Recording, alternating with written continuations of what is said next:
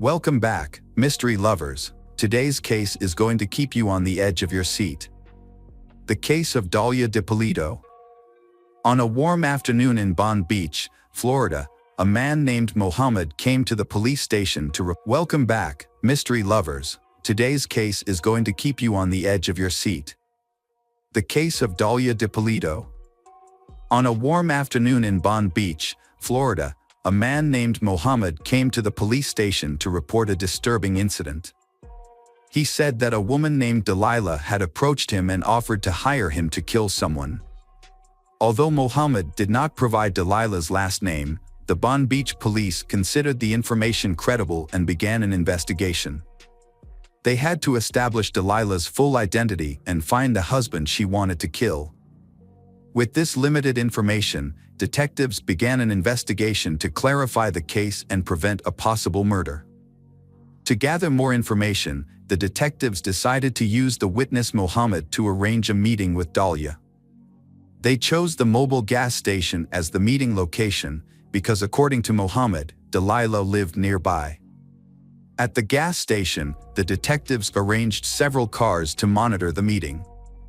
Before Delilah arrived, they instructed Mohammed on what to say.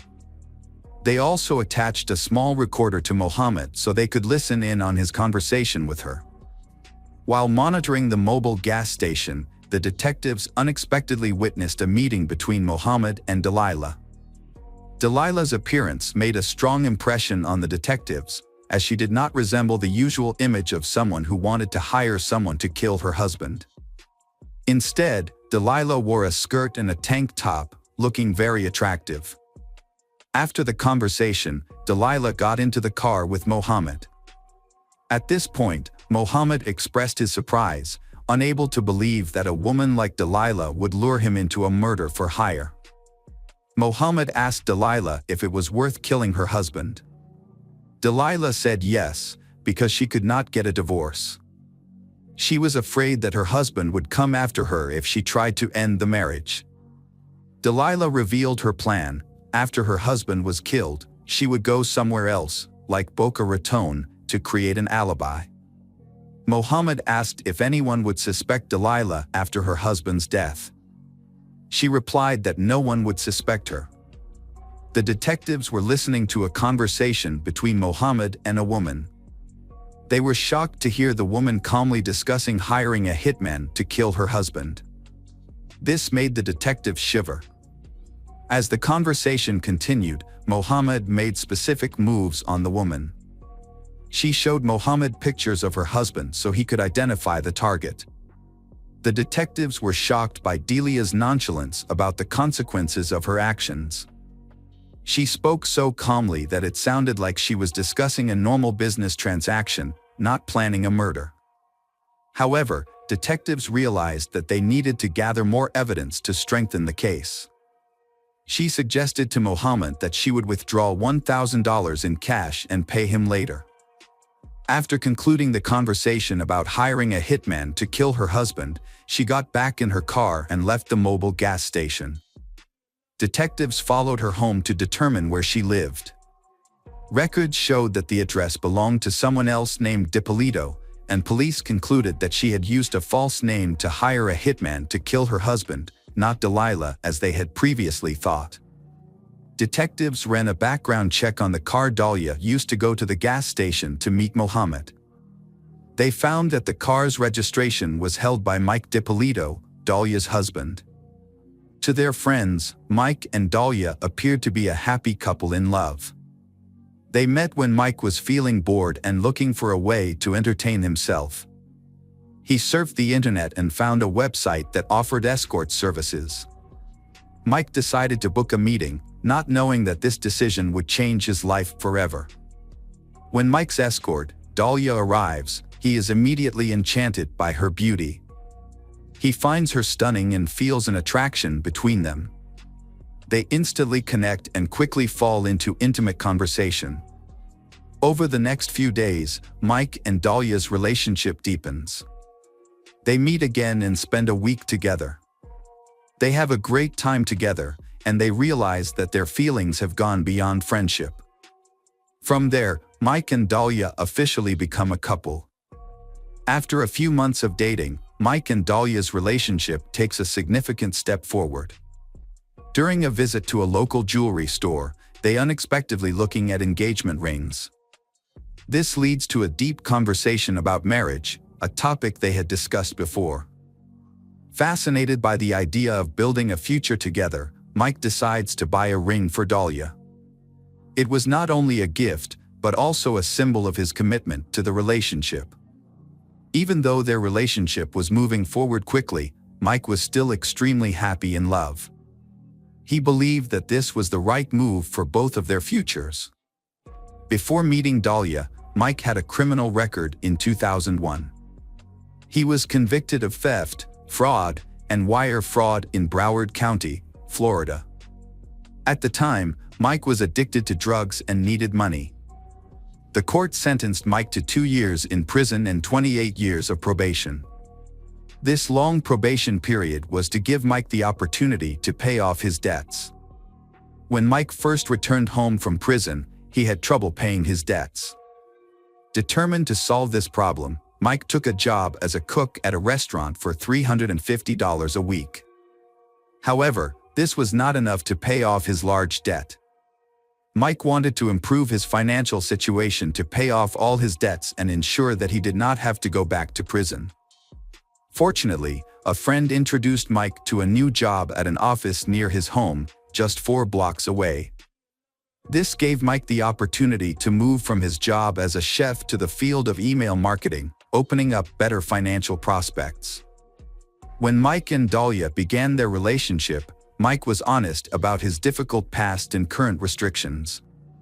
He explained that he could not freely travel between states without permission. Dahlia, with her strong passion for travel, expressed her desire to explore the world with Mike. Realizing that the financial burden was hindering their dreams, Dahlia proposed a bold solution. She was willing to give Mike $91,000 so that he could pay off the remaining debt. This money would help them get out of debt and start a new life, free to travel like Dahlia had always dreamed of. At that time, Dahlia was working as a real estate agent and making a lot of money. With her stable finances, she was able to help Mike pay off his debt and clear his criminal record. Mike consulted his lawyer about how to handle the situation. The lawyer advised him to prepare enough money to be released from probation. After discussing, Dahlia and Mike decided to transfer the money to Dahlia's Bank of America account because it was the safest and most convenient way. Mike's joy about paying off his debt and getting married was quickly shattered. One day, he received a text message from Dahlia informing him that she had transferred the money to his lawyer. Mike contacted the lawyer to confirm, but was surprised to be informed that they had not received any money from Dahlia. 2 days after the transaction, the lawyer still has not received the money. Mike contacts Dahlia, asking her for information about the money transfer and a receipt for verification. However, Dahlia suspects that the lawyer has misappropriated the money. She tells Mike that she will try to get the money back. Meanwhile, Mike hopes that they can resolve this misunderstanding smoothly. On the other hand, the Boone Beach Police Department enlists the help of Sergeant Whitey Jean, an undercover police officer. When he meets with the detective in charge of the case, Sergeant Jean is informed that Dahlia is trying to hire a hitman to kill her husband. The detective tells him that Dahlia is waiting for a call from the hitman and asks Sergeant Jean to pose as the hitman to arrange a meeting with Dahlia. Sergeant Whitey Jean agrees to participate in the investigation by posing as a hitman. In this role, he contacts Dahlia and asks her to pay $3,000 up front and the keys to her house. The request for the keys was part of a plan to make Dahlia believe that the murder would occur at her home. However, Dahlia felt uncomfortable with the request. She contacted Muhammad, who had introduced her to the hitman, to express her concerns. During a phone call between Muhammad and Dahlia, the detectives overheard and were concerned that they might have scared Dahlia. They feared that Dahlia might change her plans and find someone else to kill her husband. However, On August 3, 2009, Dahlia met with Sergeant Whitey Jean in the CVS parking lot. Sergeant Whitey was working undercover, posing as a hitman. However, Dahlia did not have any money with her. Sergeant Whitey informed Dahlia that if he waited until after the murder to be paid, she would have to pay him $7,000 in cash. Sergeant Whitey Jean announced the assassination plan on Wednesday morning, citing the cover-up as a response to looting in the area. He revealed to Dahlia that he would stage a fake break-in to give the act the appearance of legitimacy. Whitey Jean made it clear that he intended to pretend to break into the house, then shoot Mike twice in the head. Sergeant Whitey Jean informed Dahlia that he would wait a few days before contacting her again after the murder of her husband. He explained that the police would be watching her closely after such a serious crime. Sergeant Whitey Jean emphasized that this wait was necessary to avoid suspicion and to keep the case secret. During the conversation, he also gave Dahlia the opportunity to back out of the hit-for-hire plan. But Dahlia asserted that she was absolutely certain and determined to carry out the plan to kill her husband, Mike. She revealed to Sergeant Whitey Jean that Mike walked his dog at a fixed time every morning and left the house unlocked when he left. This information was key to the plan to kill Mike.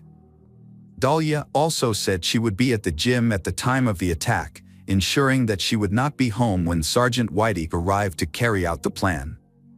Sergeant Whitey Jean asked Dahlia to be at the gym by 6 a.m. He announced that he would be at Dahlia's house at 6:30 a.m. After finishing his conversation with Dahlia, Sergeant Whitey Jean was shocked by her cruelty. Although he had met many people in his work, he had never met anyone as cruel as Dahlia. The detective thought that creating a fake crime scene at Dahlia and Mike's house was important to see Dahlia's reaction. On the day of the attack, around 5:30 a.m., Dahlia told Mike that she was going to work out. Mike agreed but found it strange because Dahlia had never worked out so early. However, he did not think much of it and continued with his normal morning routine. The detective followed and confirmed that Dahlia had gone to the gym. This provided the evidence the detective needed to continue with his plan. However, before he could proceed with setting things up at Mike and Dahlia's house, the detective needed to inform Mike of the current situation. About 30 minutes after Dahlia left the house to go to the gym, there was a loud knock on the door. Mike rushed to open the door and was surprised to see a group of police officers standing in front of the house. He was shocked and confused and asked what was going on. A detective walked in and told Mike some shocking news. His wife had hired a hitman to kill him. However, the hitman was actually an undercover cop assigned to expose Dahlia's plot. The detective further explained that the whole situation was an elaborate plan set up to catch Dahlia in the act of hiring a hitman to kill her husband. Mike was shocked when the police came to his house and informed him that his wife, Dahlia, had hired a hitman to kill him. After calming down, the detectives emphasized the urgency of the situation and asked him to leave the house immediately. They quickly took Mike to the police station for safety. The detectives created a fake crime scene at Mike and Dahlia's house. They put up police tape and turned on the police car lights to make it look like a real crime scene. After they were ready, a detective called Dahlia and told her that the police were at her house and needed to talk to her about a matter involving her husband. The detective asked Dahlia to come home and answer some questions. After speaking with the detective, Dahlia returned home and was shocked to find that her house had become a crime scene. Police tape surrounded the house and police cars were parked everywhere. When Dahlia asked the detective about the situation, she was informed that the police had received a report of a murder at her house, accompanied by gunshots. The detective then gave her the shocking news that a search of the house had turned up the body of her husband, Mike. This information shocked Dahlia. She burst into tears as soon as she heard the news of her husband's death. However, the detective, who was experienced in announcing the death, noticed that Dahlia's reaction was unusual. Although she appears to be crying, the detective does not see any tears on her face at the police station. The detective begins the investigation by asking Dahlia about the people who may have been involved in her husband's death.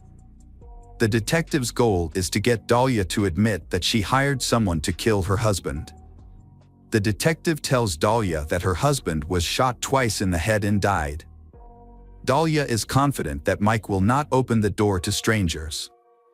She explains that Mike is currently on probation for securities fraud and is trying to complete his probation. However, this is difficult because the community is not supportive of Mike's upcoming release due to the amount of debt he owes. Despite this, Dahlia insists that their marriage is stable. During the investigation of Mike's husband's murder, the police interrogate her. Mike watches the interrogation from another room. The detective informs Dahlia that they have the facts of the case and will begin investigating. They then led Sergeant Whitey Jean into the room, handcuffed, and asked Dahlia if she knew him or had met him before. Dahlia firmly denied any connection to Sergeant Whitey Jean. After the police escorted Sergeant Whitey Jean out of the room, the detective informed Dahlia that she was under arrest for attempted murder. The detective further explained that the man Dahlia had hired to kill her husband was actually an undercover police officer. As a result, Dahlia was arrested for her crime. While Dahlia was in custody, the police allowed Mike, Dahlia's husband and the victim of the attempted murder, to see her. When Dahlia saw Mike, she tried to call him back, but Mike refused, saying that he could not help her in this situation. In fact, Mike wanted Dahlia to admit to plotting to kill him, but she still firmly denied her actions. On April 26, 2011, Dahlia DiPolito's trial was held in Palm Beach County District Court. Dahlia was charged with conspiring to hire someone to kill her husband, Mike. During the trial, Mike testified against his wife. He testified for 3 consecutive days. Dahlia's defense attorney argued that the plan to kill Mike was just a publicity stunt for a reality television show. They claimed that Mike had agreed to participate and helped orchestrate the plot. However, Mike denied all things. He claimed that he had no knowledge of or involvement in any such plan. Mike stated that he had no interest in participating in a reality television show and would never waste money or put himself in danger for that purpose. After closing arguments, the jury deliberated for hours and ultimately found Dahlia guilty of solicitation of first-degree murder with a firearm. When the verdict was announced, Mike had mixed feelings. He was relieved that Dahlia was serving a 20-year prison sentence, a fair sentence for her serious crime. At the same time, he was relieved that he could finally move on with his life, knowing that justice had been served. After Dahlia was convicted of solicitation of first-degree murder with a firearm, her lawyers appealed. They argued that the jury's verdict had been influenced by an unofficial tip. Specifically, a juror had commented that Dahlia had tried to poison Mike's Starbucks drink. However, this information was never introduced into evidence at trial. By law, juries are only allowed to evaluate evidence that is formally presented in court. As a result, the Court of Appeals overturned Dahlia's conviction and decided that she was entitled to a new trial. Mike was surprised to learn that there would be a second trial for Dahlia, even though she had been convicted of conspiring to kill him. In December 2016, the state held a second trial, believing that they had enough evidence to prove that Dahlia had incited her husband to kill her. However, the outcome was not as expected when the jury could not reach a consensus. Ultimately, the judge decided to hold a new trial. Dahlia faced a third trial in June 2017. After the trial, it took the jury just 90 minutes to reach a final verdict. They found Dahlia guilty and sentenced her to 16 years in prison. In September 2019, Dahlia Dito asked the Florida Supreme Court to review her 2017 conviction. However, the court denied the request without comment. After Dahlia was convicted, her defense team attempted to take the case to the U.S. Supreme Court for review. However, In February 2020, the court declined to take it. Despite this, Dalia Dippolito's attorneys told the press that they were undeterred and were still determined to overturn the conviction. They revealed plans to petition a federal judge for a third review of Dalia's trial on constitutional grounds. The attorney said this was Dalia's last chance to secure a new trial. Despite serving her sentence, Dalia was respected in prison for her strong faith. She organized a Bible study group in prison, which was praised by her fellow inmates. Before going to prison, Dalia had a young son who visited her regularly. The boy is now living with his grandmother until Dalia completes her sentence. According to her lawyer, the separation has been heartbreaking for Dalia because she misses her son very much. Hello again, true crime fans. We've got another mysterious case to explore. The case of Isla Reynolds. Isla Reynolds was born on April 4, 2010 in Waterville, Maine, USA. She is a beautiful girl with blonde hair, blue eyes, and a cute smile. Her parents, Trista Reynolds and Justin DiPietro, had a brief relationship in the summer of 2009, which resulted in Trista becoming pregnant. However, Justin suspected that he was not the father of the child. When Trista gave birth to Isla, Justin took a paternity test in July 2010, which confirmed that Isla was his daughter. As a result, he was ordered by Child Protective Services to pay child support in December of that year. Trista and Justin agreed that Isla would be raised by Trista. Trista and her daughter live in Portland. It wasn't until mid-2011, after Isla's first birthday, that Justin began visiting her. He lived an hour and a half away, and Justin would visit Isla during the day. Trista and Justin agreed that Justin could take Isla out, but not stay overnight. After a while, Trista got a new boyfriend, Raymond. Trista became pregnant, and in 2011, the family welcomed a new member. Trista would raise both children. Everything changed on October 13, 2011, when Trista met with Child Protective Services. The details of the complaint that led to the meeting remain unclear, but it is known that Trista had a substance abuse problem. That day, officials gave Trista a choice. Trista would go to rehab, or she would lose custody of the children. Trista immediately entered a 10-day rehab program and left her daughter with her mother and sister. Trista was determined not to lose custody. By October 2011, Justin had seen Isla about 5 to 10 times. However, just 4 days after Trista began rehab, on October 17, Justin and his family decided they wanted to take custody of Isla. Justin's mother, Phoebe DiPietro, contacted Child Protective Services and was approved to adopt Isla. Child Protective Services quickly notified Trista's relatives of their decision. After being granted permission, Justin and his family picked up Isla but did not know her exact address. Child Protective officials provided the location through police officer Charles Weaver, who accompanied Justin and Justin's mother Phoebe to the home of Isla's aunt, Jessica. Justin's mother Phoebe waited in the car while Justin and the police entered the house to pick up Isla. A tense situation occurred. Isla's mother Jessica begged the police not to take Isla away and warned that she would not hand over the child to anyone. The police observed that Isla was very happy, constantly laughing and playing. However, when Justin appeared, Isla began to cry and tried to move away from him. Despite this, the police officer still handed the child over to Justin. When Isla was handed over to Justin, she struggled and screamed. She even tried to bite the officer. Child Protective Services supervisor Charles was told by the officer that Isla hated her father and that they could not give the child to Justin. But Charles said that it was not his decision. He was just there to carry out Child Services orders. For Justin to have formal custody of Isla, he would have to get the consent of Isla's mother, Trista, or go through a court process to have the child approved by a judge. In this case, there was no agreement or court process.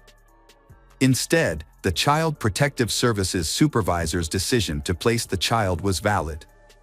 Child Protective Services supervisor Charles gave custody of Isla to Justin. He then took Isla to the house in Waterville where he lived with his 47-year-old mother, Phoebe, his 24-year-old sister, Alicia, and Elisha's daughter, Gabriella. Justin, 25, lived in a large room in the partially finished basement, while the rest of the family lived upstairs. During this time, Trista called Justin every day to talk to Isla. On October 20, 2011, while Trista was in treatment, a meeting was held to discuss Isla's case. Attendees included Child Protective Services, 2 doctors, Trista and her sister Jessica, and their attorneys. Justin also attended the meeting by phone. The meeting resulted in an agreement that Isla would be returned to her mother on October 22, 2011, immediately after Trista completed her drug treatment program. In addition, Justin agreed to take Isla to the treatment center on the 21st to visit her mother. Initially, things went well for Trista. However, the decision was reversed. In her desperation to get her daughter back, Trista called Child Protective Services several times to ask them to help enforce the agreement. Unable to reach them, Trista attempted to negotiate with Justin to reach a temporary agreement. Under the agreement, Justin would continue to care for Isla and Trista would be allowed regular visits. On November 12, 2011, Justin took Isla to the emergency room. After a doctor examined her, they determined that Isla had a fractured elbow. According to Justin, the accident occurred the night before, November 11th. It was raining at the time and Justin believed that he had slipped and fallen on her while holding her on the porch. Initially, Justin thought that she was not seriously injured because although she was crying, she seemed fine. However, it was not until the next morning that Justin noticed that Isla had injured her hand, so he took her to the hospital. By the following Monday, the orthopedist concluded that surgery was not necessary and that Isla's injury would heal on its own. A week later, on November 26, during Isla's 3rd visit, the specialist said that Isla's condition was improving and that she was slowly recovering. Trista was at the hospital to monitor her daughter's health. Never thought that this would be the last time Trista would hold her daughter in her arms. From that moment on, things went from bad to worse. Tired of fighting over custody, visitation rights, and even the right to talk to her on the phone, Trista filed a lawsuit to gain custody of her daughter. On December 15, 2011, Trista filed a lawsuit for custody of Isla. Custody of Isla was awarded to her just 2 days later on Saturday, December 17.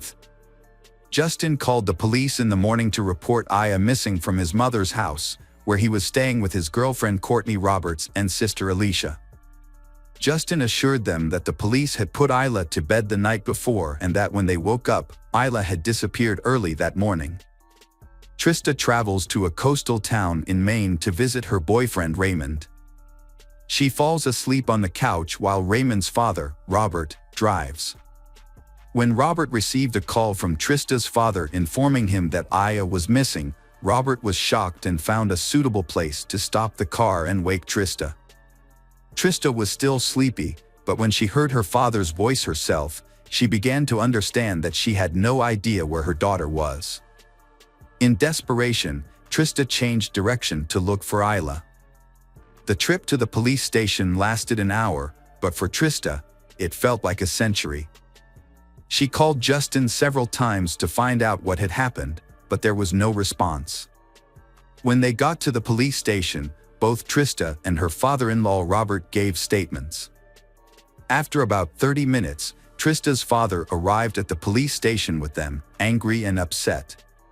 Justin called 911 on Saturday morning at 8:49 to report Isla missing.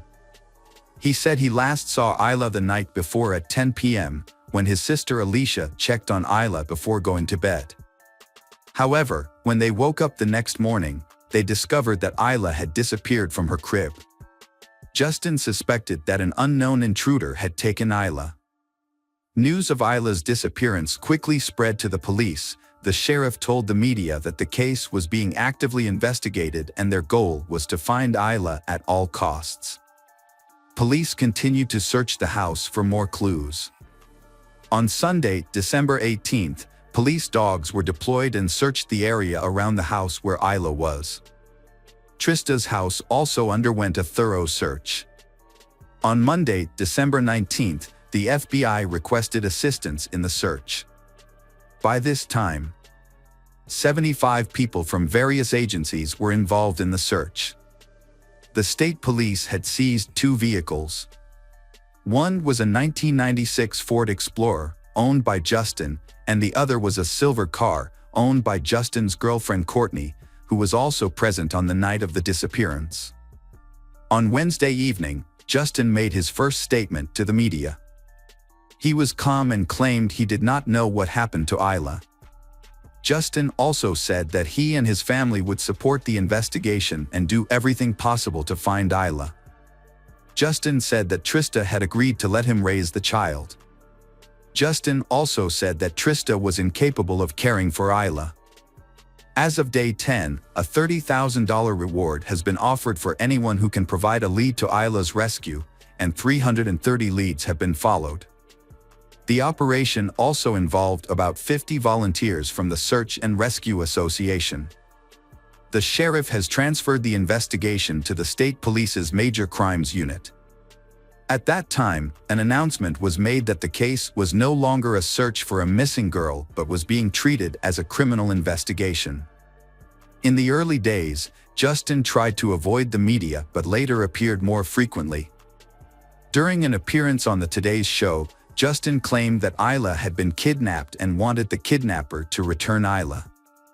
When asked about Justin's silence in the early days of Isla's disappearance, he justified himself by saying that he thought Isla would return.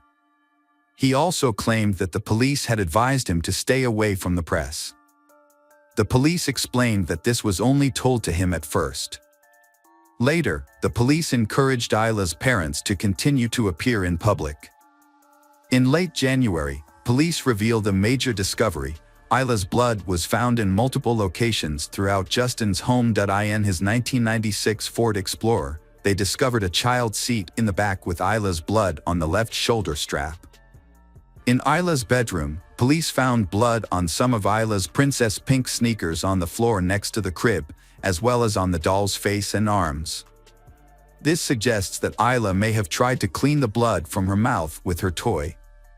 Additionally, a blood stain was found on the living room sofa. Most of the blood stains were concentrated in the basement. A pool of Isla's blood stained the center of the mattress that Justin shared with Courtney. Justin's sneakers were also found with Isla's blood on them.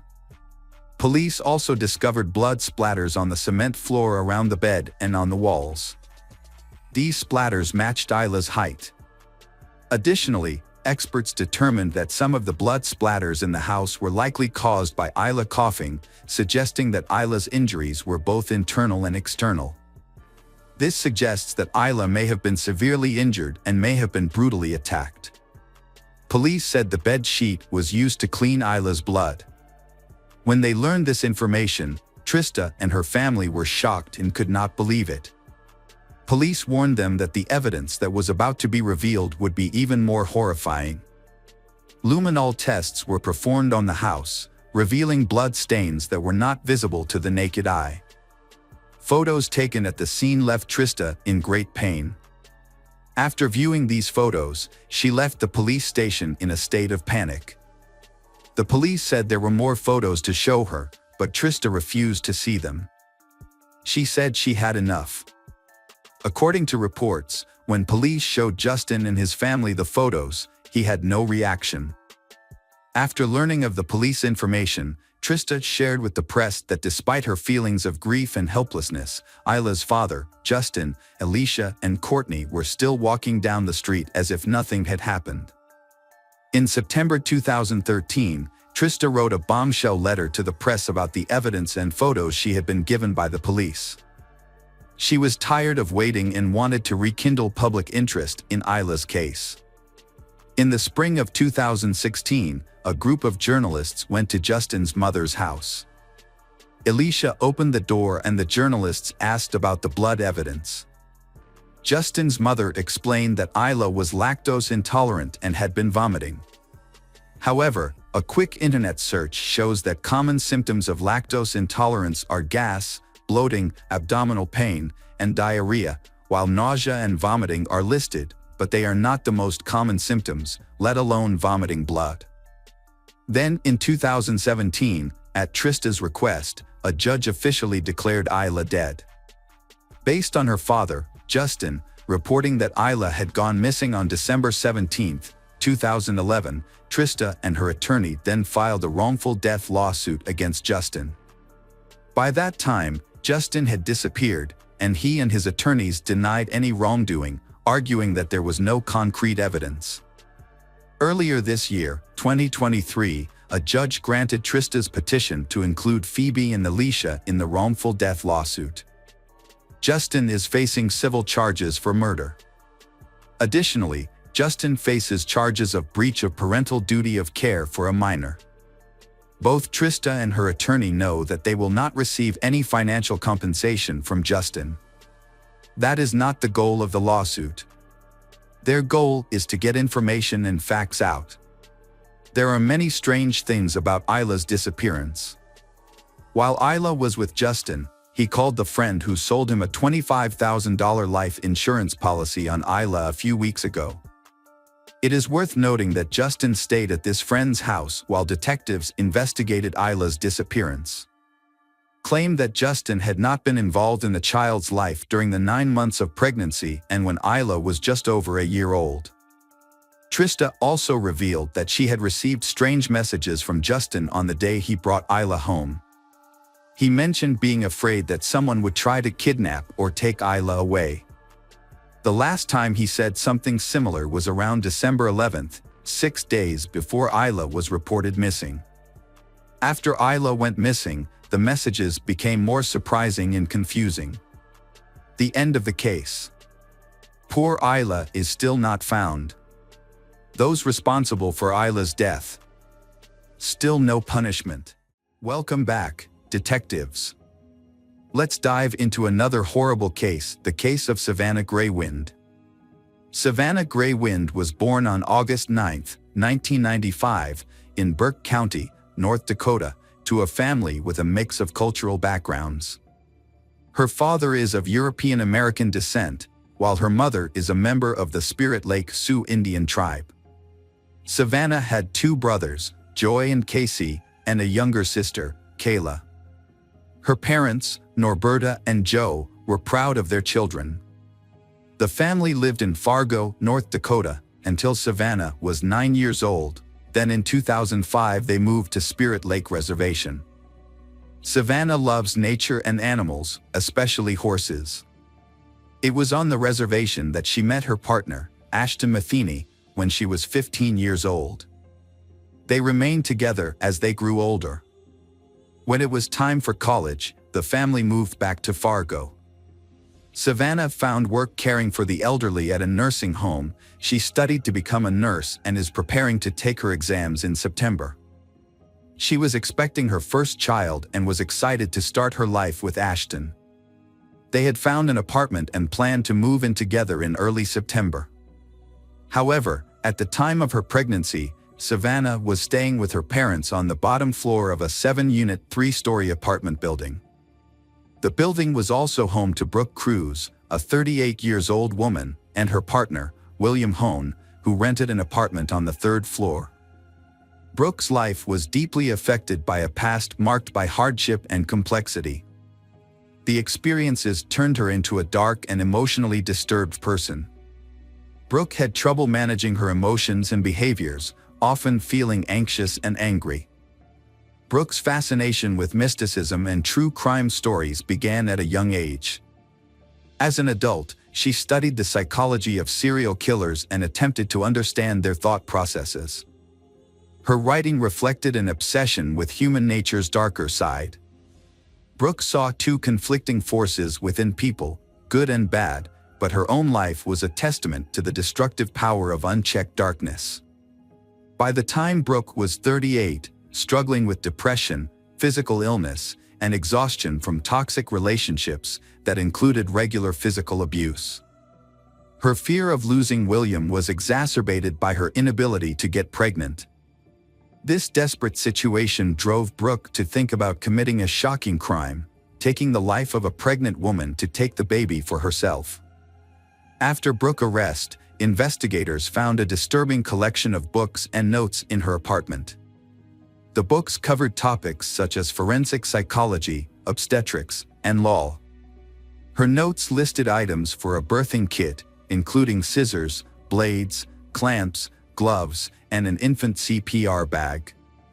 Brooke also had a stash of oxytocin, a hormone used to induce labor. Brooke grew up in a large family in Bradenton, Florida. Her parents divorced when she was young, leaving her mother to care for 7 children, including Brooke. While her family appeared to be well off, Brooke's diary revealed a difficult childhood that she tried to forget.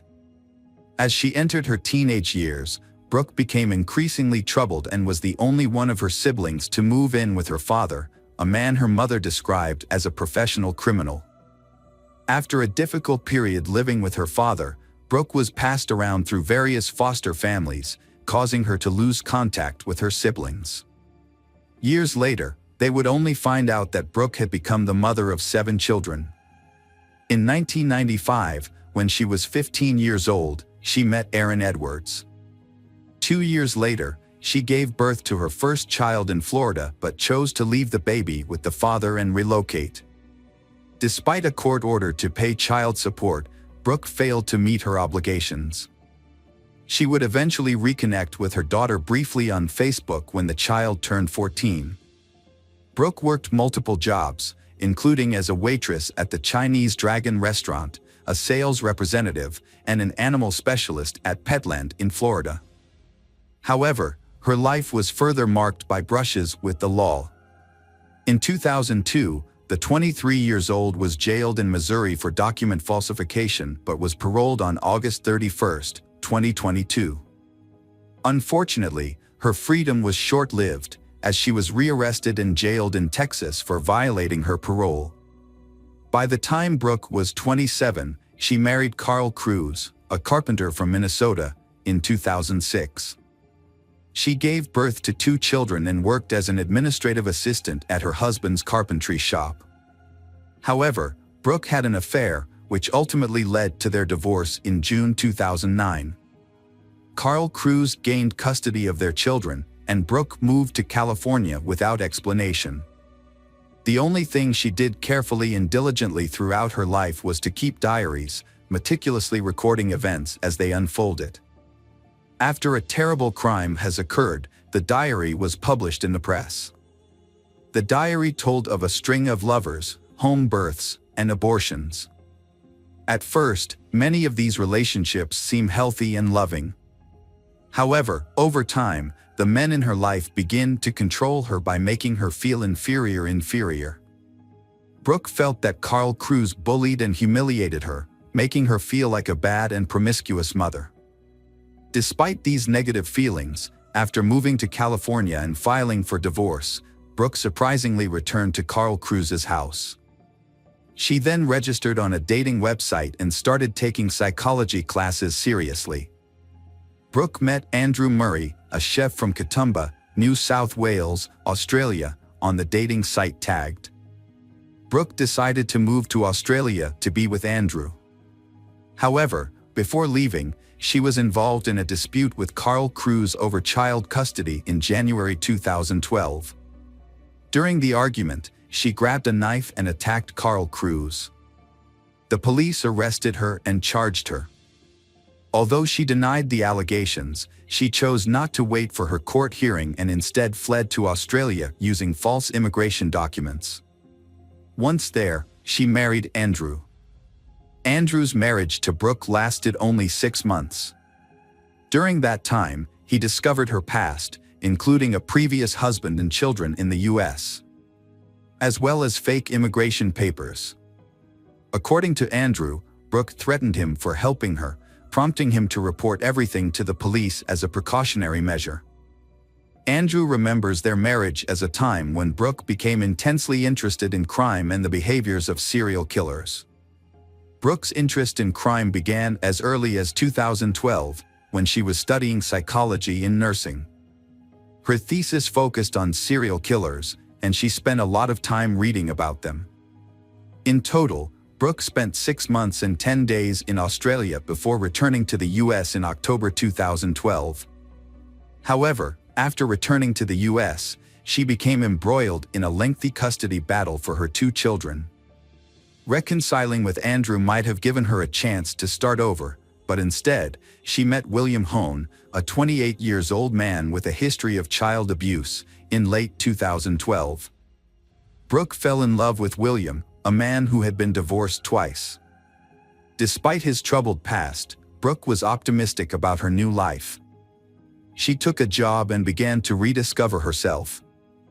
In 2013, Brooke decided to pursue a degree at Minnesota State University, enrolling in courses such as social behavior, psychology of deviant behavior, and research methods. She was particularly drawn to the psychology of serial killers, and her paper on the subject earned her top marks. Brooke's relationship with William was loving and kind at first, creating a peaceful home for their children. However, over time, the relationship became codependent, marked by joint substance abuse, and the problem is getting more and more tense. As Brooke's relationship deteriorated, her well-being suffered. She began to withdraw from her children, struggled in her job, and became increasingly fixated on her research into the darker aspects of human psychology. In 2014, Brooke's life and spirit changed dramatically after a series of terrible things happened to her. The specifics of these things are not disclosed, but they appear to have had a profound and lasting impact on her mental health. Brooke suffered a panic attack and was rushed to the hospital, where she was diagnosed with post-traumatic stress disorder. In the following year, Brooke's relationship with William began to deteriorate. She expressed her feelings of emptiness in her diary. She felt neglected, which led to her started to isolate herself from others. Brooke's physical and mental health continued to decline, and she was eventually diagnosed with a gallbladder disease. This led to a significant decline in her overall well-being, causing her to become reclusive and rarely leave her house. The situation took a turn for the worse when Brooke's partner, William, became violent. In May 2016, the police responded to a call and found that William had brutally beaten Brooke in the bathroom. He pleaded guilty to assault and was banned from approaching her. However, he failed to comply with the restraining order and was found in Brooke's apartment 6 months later. The relationship between Brooke and William continued, but it was no longer healthy.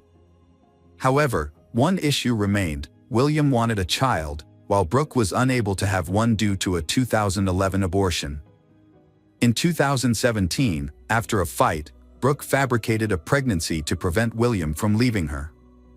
To convince him, she sent him fake proof, including a false ultrasound picture and a photo of a positive pregnancy test. Brooke found an online recording of a random baby's heartbeat and presented it to William, claiming it was the heartbeat of the child she carrying. In reality, there was no pregnancy. William had already shared with friends and family that Brooke was pregnant, and in an attempt to save face, he pressured her to actually have the baby. Brooke understood William's statement as a final decision and thought he was insisting that they adopt a child from someone else, specifically their pregnant neighbor Savannah, who lived 3 floors below them. Brooke, who had medical knowledge, began making a list of what she needed to induce labor. One Saturday afternoon in August, Brooke deceived Savannah by offering her $20 to model a dress, claiming it was one she was currently sewing. Savannah agrees and goes to Brooke's apartment, unaware of Brooke's true intentions. Meanwhile, Savannah had ordered a pizza, expecting to eat it when she returned home. Savannah did not return home at the expected time. The brother went upstairs to the apartment Brooke's around 2:30 p.m. and heard the sound of a sewing machine, but no one answered the door. A short while later, Savannah's father, Joe, also went upstairs and knocked on the door. Brooke, who was with Savannah, yelled out that they were still working on a dress and that Savannah was trying it on, which is why they couldn't open the door. When Norberta returned home, she found that the pizza was untouched. She texted her daughter several times but received no response. She then went upstairs to the apartment, where a neighbor informed her that Savannah had left a while ago after finishing her dress fitting. Norberta became anxious and searched her apartment. Finding that Savannah's shoes, purse, car keys, and other belongings were still there. Savannah had been experiencing heat and swelling that made it painful and difficult for her to walk, so it was unlikely that she had gone for a walk. Norberta called Ashton Matheny, hoping that he might have picked up Savannah, but he replied that he hadn't heard from her either. Growing increasingly worried, Norberta called the police and began driving around the neighborhood, searching for her pregnant daughter. Norberta was driving and thought that if Savannah had gone out, Norberta would have found her nearby. Later that day, the police searched Brooke and William's apartment because it was the last place Savannah was seen. They allowed the police to enter and didn't interfere, but since the police didn't have a warrant, they didn't check inside closets or behind closed doors. The police informed Savannah's family that since she was considered an adult, she had the right to make her own choices. They also stated that without evidence of a crime, there was no requirement for them to keep the family updated on her situation. The investigators concluded that Savannah had left voluntarily. However, Savannah's family was upset by the police department's apparent indifference to her disappearance. The police searched the apartment 2 more times but found nothing. Later, William would admit that he hid Savannah infant in a suitcase and Savannah's body in a dresser with the shelves removed. 2 days after Savannah's murder, William and Brooke drove to a bridge over the Red River, carrying the dresser with Savannah's body, and dumped it into the water. On August 23, 2017, William's co-workers reported to police that he had mentioned having a baby at home. Around the same time, residents of the apartment building where Williams lived hearing a baby crying from apartment number 5, prompting them to notify the police. With this new information, officers obtained a warrant and conducted a thorough search of the apartment, where they found a live newborn baby girl. Brooke later revealed that Savannah had given her the baby. According to Brooke, Savannah had given birth to the baby just 2 days after she went missing. Savannah had confided in Brooke that she didn't want the baby and had asked for Brooke help in inducing labor. 2 days later, at 3 a.m., Savannah arrived at Brooke's home with the baby in her arms and handed the infant over to her. After Savannah was reported missing, the police took her baby into temporary custody. A few days later, a DNA test confirmed the baby's parentage, and Savannah's daughter was reunited with her father for 3 more days. The police and hundreds of local residents conducted a thorough search of the area. The police asked residents to carefully check their properties, including vacant apartments, dumpsters, and any other hiding for evidence. At a press conference on August 27, the police chief urged the public to help find Savannah. However, just a day later, a fisherman found her body wrapped in plastic on the Red River near Harwood. Savannah was identified by a tattoo on her leg. The police charged Brooke Cruz and William Home with conspiracy to commit murder, conspiracy to kidnap, and providing false information.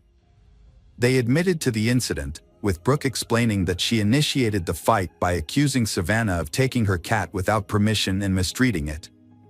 The argument turned physical, and Brooke pushed Savannah, who fell and hit her head on the bathroom sink, losing consciousness. Brooke used a knife to remove the baby from Savannah, making a cut from hip to hip. As she did this, Savannah went consciousness. When questioned, Brooke confirmed that William was not aware of the plan beforehand. According to Brooke, William came home, entered the bathroom, and saw Savannah. He asked if Savannah was alive, and Brooke replied that she didn't know. William then left the bathroom briefly, returning in his underwear with a rope. He used the rope to strangle Savannah. After the murder, Brooke and William cleaned the floor and walls. Then stuffed Savannah's body into a bathroom closet. When the police arrived, Brooke attempted to remain calm. The officers searched the apartment, but their search was superficial due to the lack of a search warrant. As a result, they did not look in closets or dressers. According to Brooke, the child was under a blanket on the bed next to William during the searches. The child was calm and did not cry, so the child was not discovered. By the time of the third inspection on August 20th, Savannah's body had been moved to a dresser, and the infant was hidden in a suitcase. On August 21st, Brooke and William disposed of a dresser by taking it down the stairs, loading it into their Jeep Cherokee, and driving it to the river. William denied participating in the crime, but admitted to hiding a newborn baby girl and providing false information to police to cover up the crime. Both Brooke and William were set a bail of $2 million, which William thought was an unrealistic amount. Brooke was later sentenced to life in prison without the possibility of parole. Although William's participation in the crime was not proven during the trial, he was found guilty of kidnapping and sentenced to life in prison after pleading guilty. A cellmate of Brooke's, Jennifer Robinson, testified against Brooke, claiming that Brooke had confessed to strangling Savannah with a rope after discovering Savannah's affair with William. In May 2019, William was sent to prison. On October 7, 2019, he appealed to the Supreme Court. After a review of his sentence, Judge Olin, who had originally given William a life sentence, decided to give him the longest possible sentence allowed at the time, which was 20 years in prison. Since William had already spent 775 days in prison, he would have to serve more than 7 additional years.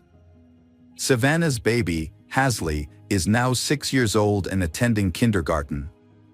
The Savannah's parents regularly post updates on their public Facebook page about their granddaughter's life. The case has received significant attention, and Norberta believes that her daughter's disappearance was not taken seriously because Savannah was Native American. She thinks that if Savannah were white, her disappearance would have been treated more seriously. Hello friends, welcome to our channel. Today we're going to take a look at another horrible case with you. The case of Wang Nan. Wang Nan, born in 1987 in Nanjing, China, a major city and former capital, Wang Nan grew up in a relatively affluent family. Her parents provided her with the best possible education and encouraged her to develop her talents. After completing her secondary education, Wang Nan enrolled in a prestigious university, where she studied business and finance, and also learned several foreign languages. Upon graduation, she landed a job at a large travel agency, where she quickly proved herself to be a valuable, responsible, and motivated employee. Her career advanced rapidly, and she was soon sent to Thailand to head a new branch and oversee its development. Wang Nan worked as a top manager for several years before deciding to leave the agency to start her own business. She opened a Chinese restaurant in Bangkok, which she managed successfully, and it eventually grew into a small but popular chain. Wang Nan was a thriving young entrepreneur who had devoted her life to her career. With her constant business engagements, she barely had time for socializing or dating, and her loneliness became a normal part of her life. At almost 30 years old, Wang Nan was well established in Thailand, having lived there for a while and become proficient in the language. However, she strived for further improvement, taking additional courses to learn Thai at a training center. There, she met a young man named Yu Xiaodong, who initially stared at her before introducing himself in his native language. They exchanged brief conversations, and he inquired about her reason for studying the language. Wang Nan replied that it was for business purposes, and Yu Xiaodong proposed exchanging business cards to potentially meet up Sunday. Although Wang Nan was not interested in continuing the conversation, she still politely gave him her business card. Yu Xiaodong also gave Wang Nan his own business card, which said that he worked in the import-export industry in Bangkok. Not very impressed, Wang Nan put the business card in her wallet and forgot about it. Yu Xiaodong was the only one who showed genuine interest in Wang Nan, and he wasted no time in calling her the very next day. However, she was preoccupied with work and couldn't spare even a few minutes to talk, so she declined his invitation to meet for coffee. A few days later, Yu Xiaodong asked her out again, but Wang Nan turned him down once more, citing her busy schedule and preparations for an upcoming business conference where she hoped to expand her professional network. Undeterred, Yu Xiaodong showed up at the conference with a stunning bouquet of flowers and waited for Wang Nan to become available. When she was free, he approached her and asked her out once more. This time, Wang Nan was charmed by his persistence, which was a new experience for her. No one had ever pursued her so relentlessly before, so she agreed to meet him for dinner. As it turned out, Yu Xiaodong's interest in Wang Nan was more than just a passing infatuation. He was completely smitten. He showered her with attention, surprise gifts, and romantic gestures, including sending flowers to her doorstep every morning with sweet notes attached. He also called her at least twice a day to wish her good morning and good night. Wang Nan had mixed emotions about the situation. While she was irritated by Yu Xiaodong's all-consuming infatuation, she was also flattered that someone was making such an effort to win her heart. As a result, she found herself unexpectedly entering into a romantic relationship. Yu Xiaodong went out of his way to woo her, not only romantically but also by trying to be perfect in every aspect of their relationship. He shared her interests and opinions, learned to cook her favorite meals, and planned exciting activities for them to enjoy together. He was also eager to help her with her work and household chores at a moment's notice.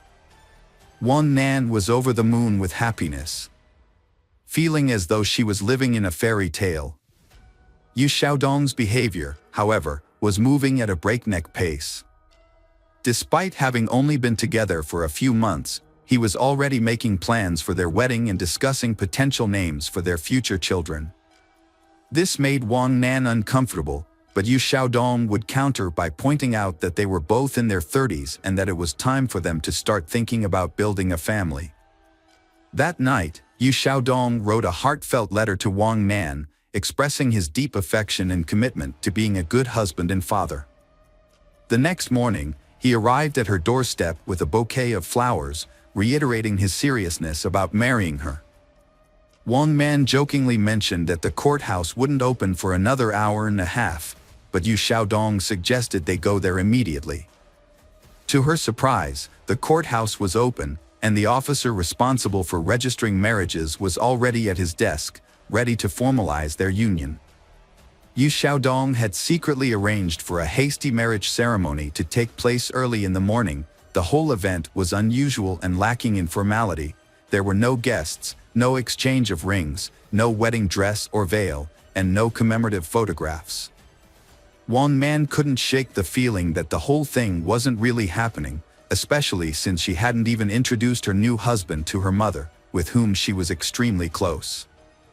Before she knew it, she was holding a marriage certificate in her hand, and her newlywed husband was standing beside her, beaming with satisfaction. Wang Nan's marriage was troubled from the start. She had second thoughts about marrying Yu Xiaodong almost immediately after the wedding. Initially, she had hoped he would be a reliable partner, a man she could depend on. Unfortunately, her expectations were not met, and her new husband's true nature soon revealed itself.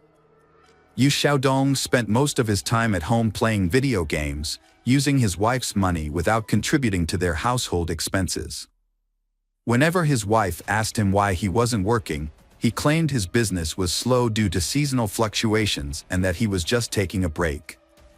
However, her suspicions grew as time passed, and she decided to investigate his business. Her findings shocked her. His supposedly successful import-export company existed only on paper and business cards. One man was horrified, realizing too late that she should have had a prenuptial agreement. Now, her husband could freely spend her earnings, and if they divorced, he would claim her assets. During a tense conversation, Yu Xiaodong broke down in tears, promising to turn his life around and find a good job. However, it soon became apparent that he had no intention of looking for work and was content to rely on his wife's support. Yu Xiaodong, a grown man, consistently acted like a child. He spent most of his time playing computer games and expected his wife, Wang Nan, to pay for his personal expenses whenever he helped out around the house or assisted her at the restaurant. Wang Nan eventually had enough and told him she would no longer give him money unless he got a job. The next day, Yu Xiaodong disappeared, taking their marriage certificate and Wang Nan's identity card with him. Wang Nan only discovered the missing documents that evening when her accountant called to inquire about a large transfer of funds from her account. She was shocked, as she had not authorized the transfer. However, she immediately suspected her husband's involvement. It turned out that Yu Xiaodong had transferred more than $500,000 into his own account, using the stolen documents to deceive the bank into thinking it was their joint decision to transfer their shared money. Wang Nan quickly reported the theft to the police, who tracked down Yu Xiaodong a few hours later as he attempted to withdraw some of the stolen money. Confronted by the police and his wife, Xiaodong broke down and begged for forgiveness on his knees. He confessed to losing a large sum of money through gambling, which had led to threats of death and demands to repay the debt. This was not his first brush with the law, as he had previously served an 8-year prison sentence for robbery in his home country of China. Wang Nan was consumed by shame as she learned the truth about her husband's past. Despite this, she believed that his addiction to gambling was a disease that could be overcome, and she wanted to help him recover and return to a normal life. To support him, Wang Nan agreed to pay off half of his debt and offered him a job as heger of one of her restaurants. Initially, Yu Xiaodong appeared to be grateful for the opportunity and took his new role seriously. He even developed a promising strategy for the restaurant's growth. However, his enthusiasm was short-lived. Before long, he began to spend more time playing computer games and indulging in other leisure activities. Meanwhile, Wang Nan discovered she was pregnant and shared the news with her husband. Yu Xiaodong initially expressed reservations about the pregnancy, and in a moment of hesitation, asked his wife to consider an abortion, which she flatly refused. The disagreement escalated to the point where he threatened divorce and division of their property, but eventually, his demeanor softened, and he apologized for his rash words. Yu Xiaodong later admitted that his outburst was driven by emotional anxiety, but ultimately, he was happy about the impending arrival of their child. However, things took a dramatic turn 2 months later. During a fateful trip, Yu Xiaodong suggested that his wife purchase life insurance, citing the pregnancy as a reason to safeguard her well-being and that of their unborn child in the event of any unforeseen circumstances. This seemingly caring gesture came after a period of harmony in their marriage, where he had been attentive, supportive, and diligent in his role as a husband and expectant father. Wang Nan quickly agreed to her husband's suggestion and even wondered why she hadn't thought of it herself. They purchased insurance the very next day. A couple of weeks later, Yu Xiaodong proposed a vacation to help them relax and unwind. Wang Nan was initially hesitant, but her husband was insistent. He pointed out that they had never had a honeymoon and that traveling with a baby would be difficult in the coming years. He also felt that they needed a break to clear their minds of the stress and negativity they had been experiencing. Wang Nan was eventually won over by her husband's arguments and agreed to the trip. He took charge of planning the entire vacation, choosing the destination, booking the hotel, and organizing activities that would be enjoyable and educational, yet not too strenuous for Wang Nan's pregnant state. Wang Nan was happy to leave the planning to her husband and was pleased to see how much effort he was putting into making their vacation special. On June 7th, They visited the park for the first time and spent most of the day exploring its many beautiful sights and lookouts. However, as the summer evening wore on, the park became increasingly crowded, with tourists everywhere.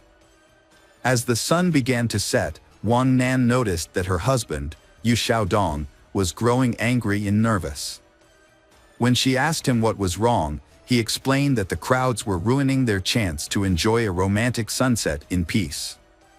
Despite his initial frustration, Yu Xiaodong tried to make the most of the situation, suggesting that they could still have a romantic moment as the sun set. As the park began to clear out, he climbed the fence of the observation deck and called out to his wife, Wang Nan, to join him, promising her an incredible view. However, Wang declined, citing the darkness and potential danger. Yu Xiaodong became angry but eventually returned to his wife, suggesting that they should come back to the park another time to watch the sunrise together. The Wang Nan and Yu Xiaodong returned to their hotel late on Saturday night, so they decided to sleep in and head back to the reserve early on Sunday morning. As planned, they woke up at 3 a.m. on June 9th and left for the national park while it was still dark outside. Their goal was to catch the first rays of the rising sun. When they arrived, they found the park nearly empty, with hardly any other visitors. They watched the sunrise together on an observation deck. Then, Yu Xiaodong encouraged his wife, Wang Nan, to join him at the cliff's edge to see some ancient rock paintings. Initially hesitant, Wang Nan trusted her husband's assurance that he would help her climb down and back up safely. As they took in the breathtaking view, Yu Xiaodong suddenly asked Wang Nan if she regretted anything in life. She replied that she did not. However, in a shocking turn of events, Yu Xiaodong's demeanor changed. He touched his wife's hair, kissed her cheek, whispered "die" in her ear, and then pushed her off the cliff. To avoid detection, he checked their surroundings to make sure no one had witnessed the incident. Looking down, he couldn't see where Wang Nan had fallen, and the silence indicated that there were no witnesses below. Yu Xiaodong calmly walked towards the park exit, planning to report the incident after his wife was surely dead. However, hikers who had wandered off the trail spotted Wang Nan's body on the rocks and immediately called for rescue, reporting the incident. As Yu Xiaodong was leaving the reserve, several emergency vehicles sped past him, sirens blaring. Realizing what was happening, he quickly returned to the scene, pretending to be distressed. There, he put on a convincing performance, crying and begging for help. Convinced that his wife was dead and no one would discover the truth, he remained unaware that Wang Nan's fall had been broken by tree branches, which reduced her speed before she landed on bushes and then rolled onto the rocks. This series of events cushioned the impact, saving her life and that of their child, although she suffered severe injuries. Yu Xiaodong was overcome with grief, crying and lamenting the loss of his wife and child. However, his wife suddenly regained consciousness and attempted to speak, but was unable to. The people around her noticed the genuine horror on Yu Xiaodong's face, but he quickly composed himself and leaned in close to his wife. In a hushed tone, he warned her in Chinese to remain silent if she wanted to survive. Wang Nan's injuries were severe, including head trauma, multiple fractures, lacerations, soft tissue contusions, ruptured internal organs, and massive blood loss. Her spine was also severely damaged, leaving doctors concerned that even if she survived, she would likely be paralyzed and never walk again. Wang Nan spent several days in a coma, connected to life support machines, during which time her husband remained by her side constantly. However, despite his devoted appearance, Yu Xiaodong's intentions were sinister. Every time he was alone with his wife, he thought about how to complete the job without arousing suspicion. His actions were a ruse, hiding his true intentions behind a mask of love and devotion that he examined the devices, but couldn't find a way to quietly disable them. Wang Nan slowly regained consciousness. When she did, her husband was beside himself with fear. He stayed with her constantly, terrified that she would reveal the truth to the police at any moment. When they were alone, he threatened her again, saying he had nothing to lose. During the initial police interrogation, the Wang Nan supported her husband's claim that her fall was caused by dizziness. However, when her husband briefly left the room, Wang Nan asked the nurse to call the police again and prevent her husband from re-entering. It was then that she recounted the disturbing story of her fall, alleging that her husband had attempted to kill her. Yu Xiaodong suddenly burst into the room, shouting that his wife was delusional due to her head injury and that he would never harm her or their baby. His explanation was not believable, and he was arrested on the same day. At the hospital, he was charged with multiple crimes, including attempted murder and intimidation after her husband was taken into custody and sent to jail to await trial. Wang Nan finally felt a sense of relief. Although she still had a long and difficult recovery ahead of her, she now felt safe. Wang Nan initially held on to hope that her pregnancy could be saved, despite the severe fall. However, her medical team advised her to terminate the pregnancy due to the large amounts of painkillers and antibiotics she was receiving, as well as the multiple surgeries she underwent under general anesthesia. The doctors prioritized Wang Nan's life, warning her that the fetus was unlikely to survive the strong medications. This news came as a devastating shock to Wang Nan, but she ultimately followed the doctor's advice. During the trial, Yu Xiaodong vehemently denied any wrongdoing, sticking to his claim that the incident was an accident. He remained calm and composed in prison, hiring skilled lawyers and expressing confidence that he would either be acquitted or receive a lenient sentence. In contrast, the investigators and prosecutor were convinced that Yu Xiaodong had deliberately committed the crime. Motivated by the prospect of collecting a substantial insurance payout and inheriting his wife's fortune, which was valued at nearly $2.5 million at the time. During an interrogation, Yu Xiaodong made a shocking revelation about his motive for the heinous crime. He disclosed that he was angry with his wife for not paying off his entire debt, which had accumulated due to his gambling habit. In his mind, if his wife truly loved him, she would have cleared all his debts since she had the financial means to do so. This perceived betrayal led Yu Xiaodong to believe that his wife did not love him, and therefore, he felt justified in punishing her.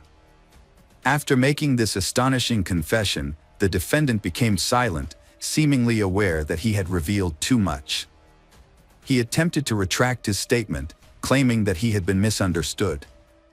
Nevertheless, his unexpected admission, combined with Wang Nan's testimony, was sufficient to secure a lengthy prison sentence. In March 2021, Yu Xiaodong was found guilty and sentenced to life imprisonment. However, he and his lawyers filed multiple appeals, and 6 months later, the Thai court showed unusual leniency by reducing the life sentence to 10 years in prison. Wang Nan and her family were shocked and outraged by the lenient sentence given to Yu Xiaodong, believing it would set a bad precedent and encourage others to commit similar heinous crimes. Yu Xiaodong received a sentence of 10 years for attempting to murder his pregnant Wang Nan. As of now, Yu Xiaodong is serving her 10-year sentence while Wang Nan is challenging the court's decision. Meanwhile, Yu Xiaodong is filing appeals to prove her innocence. Wang Nan has successfully restarted her business in 2023 and also established an organization that provides support to women who have been affected by domestic violence. She writes about her personal experiences and warnings for women on her blog. Welcome back, mystery lovers. Today's case is going to keep you on the edge of your seat. The case of the Harvey family. Brian Taba Harvey, 49, was a local icon who rose to fame in the 1980s as the lead singer and songwriter of the indie band House of Freaks.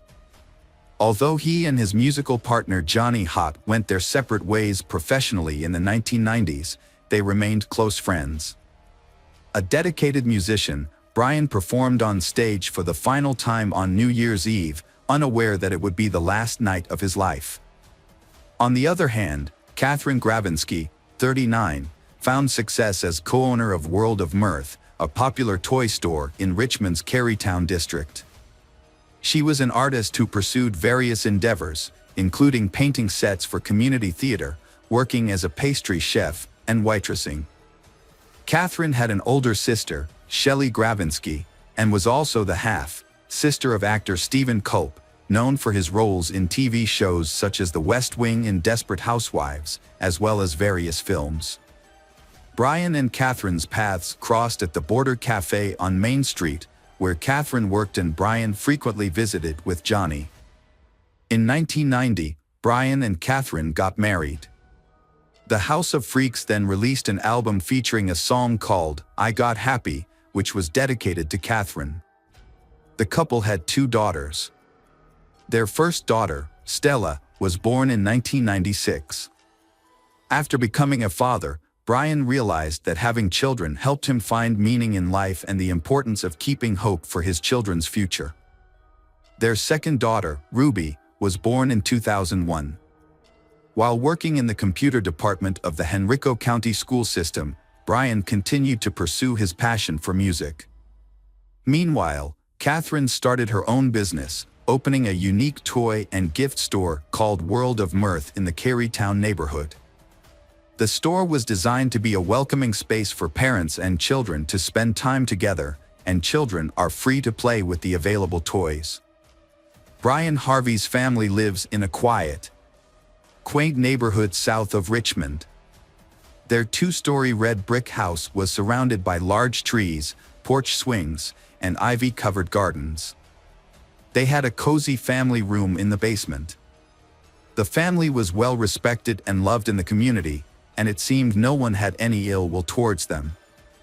On New Year's Day, 2006, Brian, his wife Catherine, and their 2 daughters, Stella and Ruby, were preparing for a busy day. They were hosting a barbecue lunch for friends and family, a tradition they enjoyed every year on this day. They woke up early to get everything ready. That Sunday morning, Brian went outside to collect the newspaper, absorbed in the front page news. He didn't lock the door when he came back in, which wasn't unusual for them, especially on party days when friends would be arriving. The neighborhood was considered safe, so they didn't think much of it. However, on that day, Brian was unaware that some criminals were secretly lurking nearby. Catherine was busy in the kitchen, preparing cookies for the guests who were expected to arrive soon. Suddenly, she heard voices coming from the living room and thought that some guests had arrived early. But when she went to check, she was shocked to see 2 strangers instead of familiar faces. Later, Brian, Catherine, and their young daughter Ruby were ordered to go downstairs to the basement playroom. Stella, who had spent the night at a friend's house, had not yet arrived home. Once the family was in the small room, the intruders used electrical cords and packing tape to tie them up. The intruders told them that as long as they cooperated, no one would get hurt while they searched the house. Just as the intruders were starting to ransack the house, someone knocked on the front door at around 10 a.m. The leader of the intruders untied Catherine and told her to answer the door. However, he warned her that if she tried to escape or ask for help, her daughter and husband would be killed. Catherine was in a difficult situation.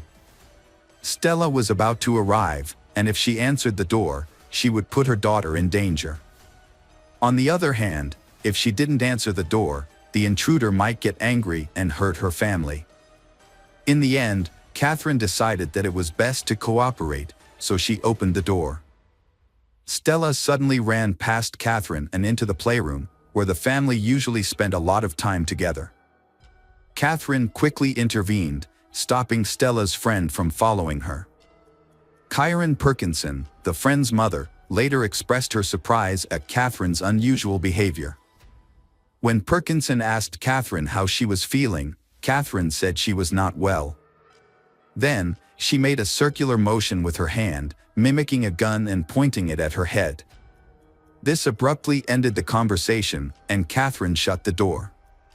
This strange gesture would later trouble Perkinson, wondered if Catherine was trying to convey something. She wondered if Catherine being monitored by the intruders.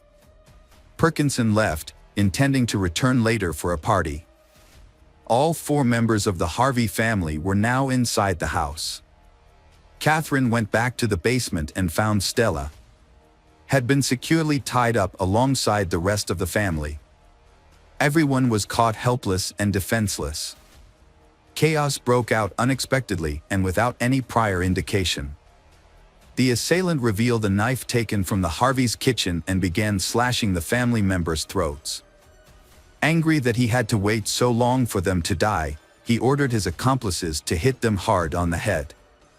However, the accomplice refused. The assailant then grabbed a claw hammer and ruthlessly struck the family members repeatedly until they stopped moving. After removing Catherine Harvey's wedding ring, the assailants set the room on fire using wine as an accelerant to conceal evidence of their crimes.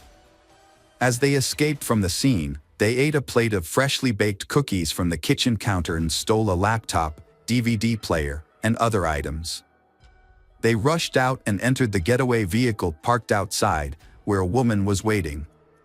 She was related to one of the robbers and had been on lookout duty during the incident. They quickly departed, leaving the scene as quietly as they had arrived. Later that day, around 1:30 p.m., Johnny arrived at the celebratory gathering. Upon opening the front door, he was met with a thick cloud of smoke and a strong burning smell. Alarmed, he alerted the neighbors. They quickly called 911. Firefighters arrived at the scene and put out the fire. However, they soon discovered 4 bodies in the smoldering basement. Despite initial appearances, investigators determined that the fire did not cause the deaths. Instead, they found evidence of a more sinister cause.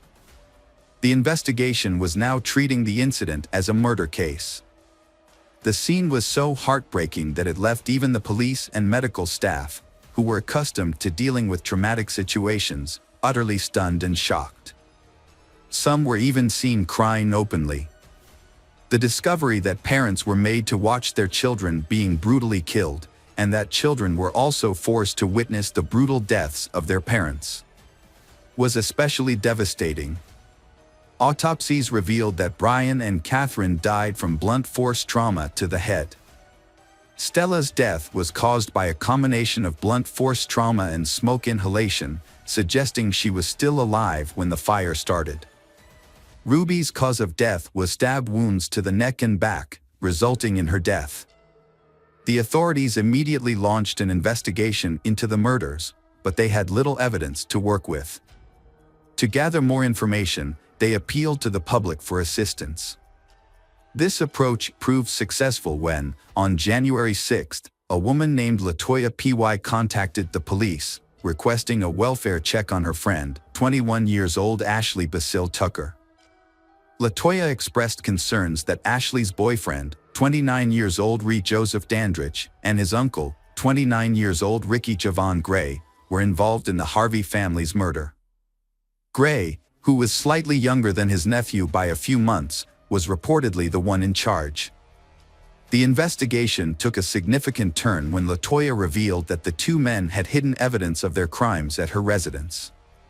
She disclosed that Gray and Dandridge had recently visited her home with a laptop that had an image of the Harvey family as its wallpaper. Given the extensive news coverage of the Harvey case, it was clear that the laptop belonged to the family. Latoya revealed information about the plan that Ashley, Gray and Dandridge had devised to rob Ashley's parents.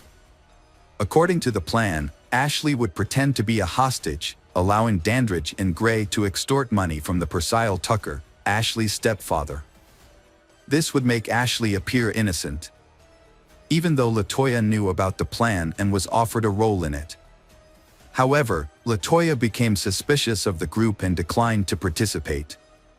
Later, when Latoya asked Gray and Dandridge about Ashley's whereabouts, they gave a cryptic response, saying, "Ashley has gone bye-bye."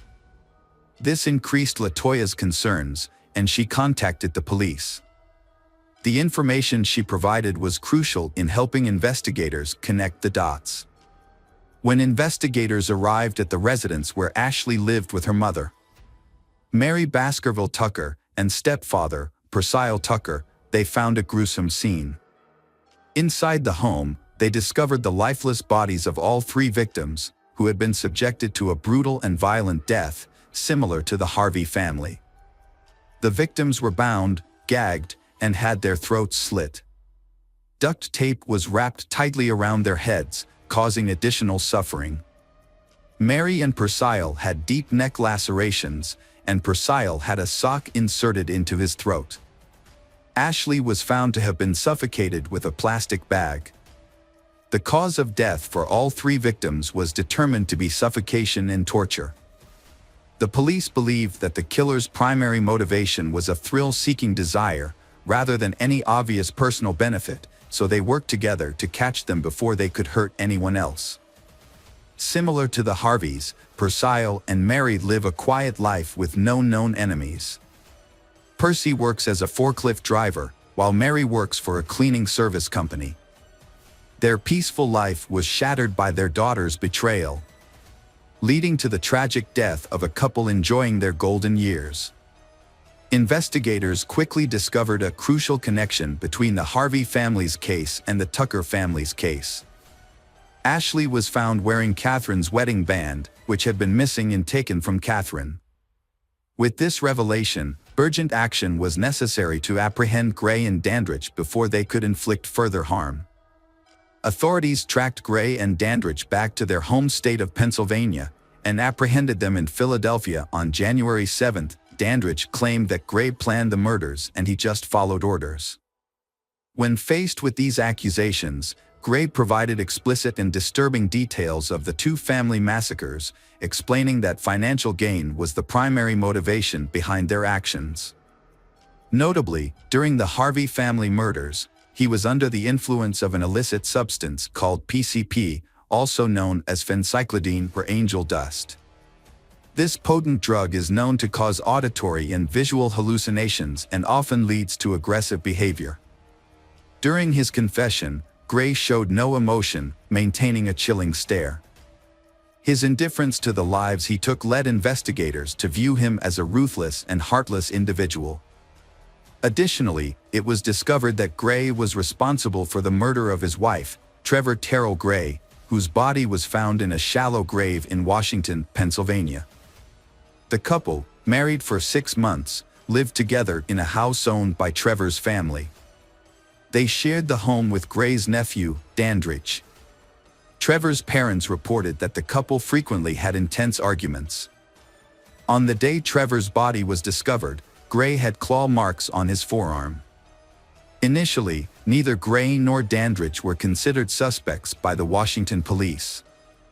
Trevor's mother, Manna Squires, claimed that the police thought Trevor's death was due to a drug overdose, which led to a slow investigation.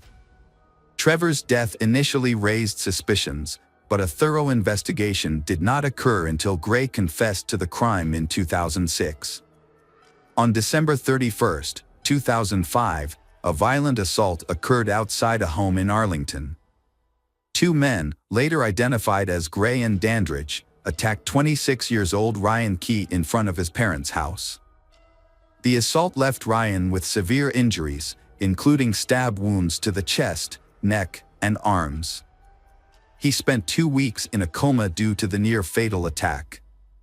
Additionally, he permanently lost the use of his right arm. Gray and Dandridge faced multiple charges related of the Tucker's family killings. Gray was charged with 5 counts of capital murder, while Dandridge faced 3 counts of murder.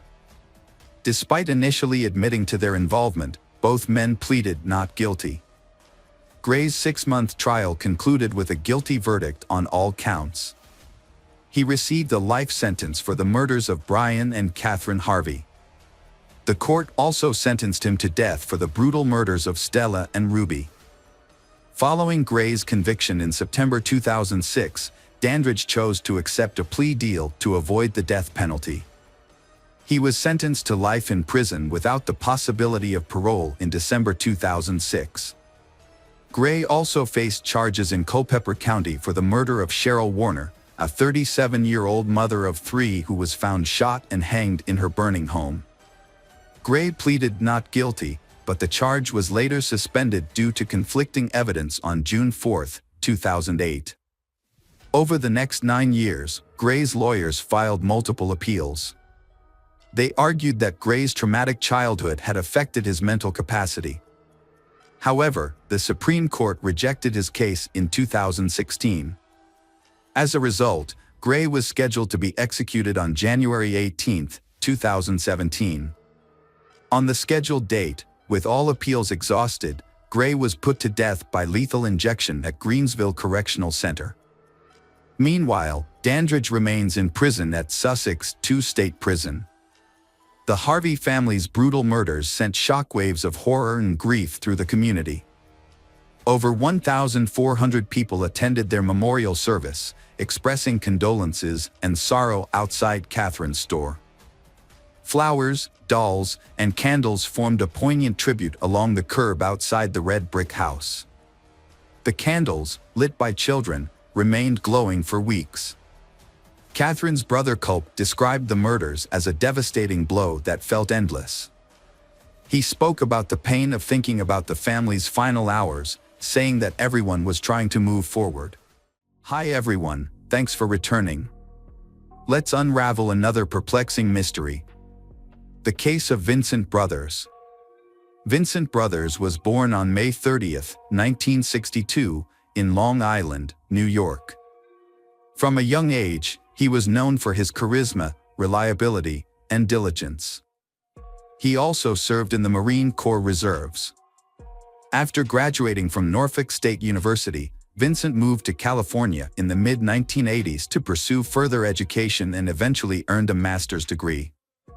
Despite having a successful career as a school administrator, Vincent's personal life was marred by tumultuous relationships. His 2 previous marriages ended in divorce. In 1988, while working at California State University in Bakersfield, Vincent had a daughter with his girlfriend. He took his girlfriend to court to establish paternity and was eventually awarded custody and visitation rights. Initially required to pay $350 per month in child support, this amount was increased to $771 in 2003. That same year, Vincent was convicted of wife abuse and received a 6-day jail sentence and probation. In 1992, Vincent married for the second time, but this marriage also ended in divorce in 1996 due to accusations of intimidation and physical abuse by his second wife. While serving as the assistant principal at Emerson High School, Vincent was accused of sexually harassing a colleague. The woman claimed that Vincent assaulted her at his home and took her phone to prevent her from calling the police. When she tried to report the incident to the police, she said police discouraged her from pursuing charges because she was afraid of Vincent's reputation. The harassment continued at school, with Vincent allegedly touching her inappropriately. The woman eventually resigned from her job as a teacher, citing an unfriendly work environment. The school district investigated Vincent due to his increasingly threatening behavior and threatening phone calls.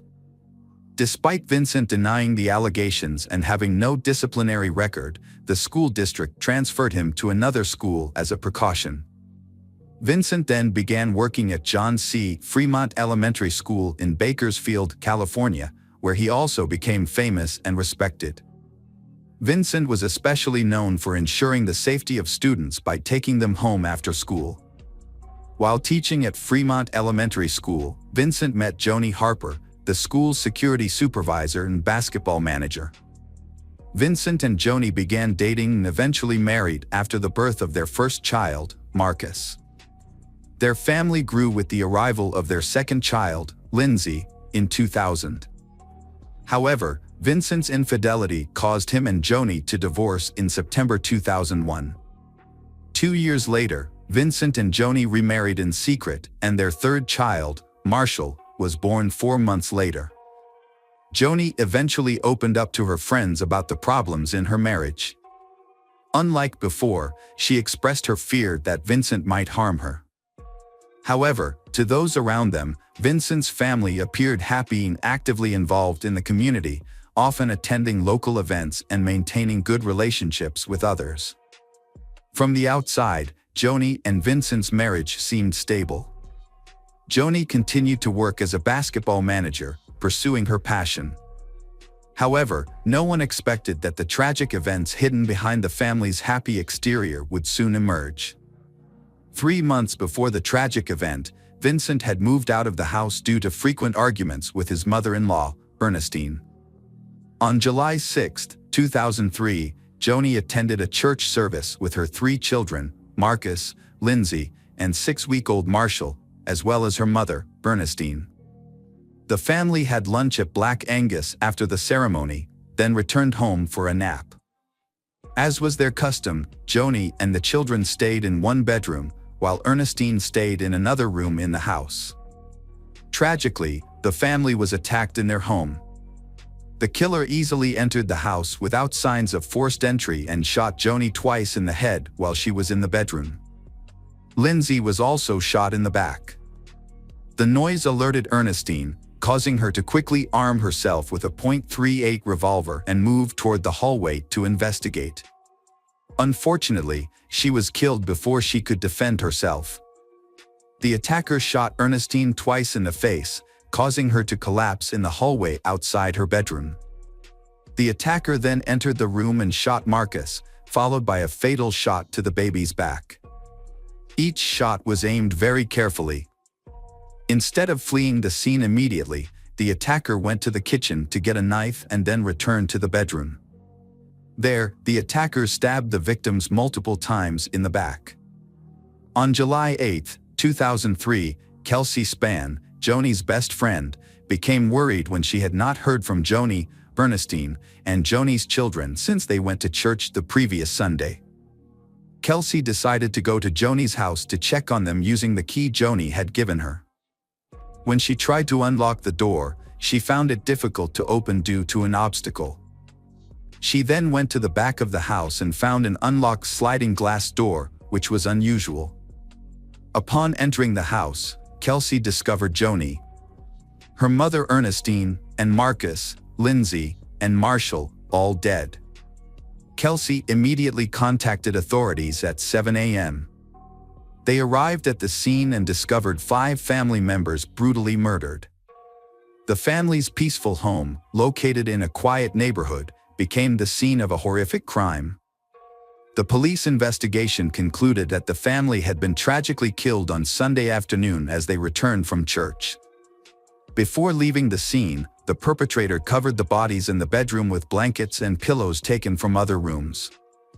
Detectives identified Joni as the primary target due to the severity of her injuries, suggesting the attacker had been extremely angry. Police were concerned about Vincent's safety and discovered he had been in Ohio.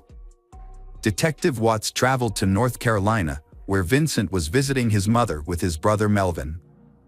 When North Carolina police met with Vincent, they found him severely traumatized and unable to speak coherently, which did not provide many details about the investigation.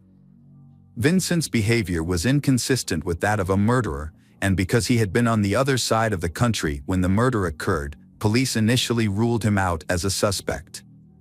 He also provided receipts showing purchases made around the time of the tragedy, confirming that he had not been in Bakersfield, California, where the incident occurred. However, Detective Watts still doubted Vincent's innocence. Notably, Vincent never asked how his wife and children had died, which aroused suspicion.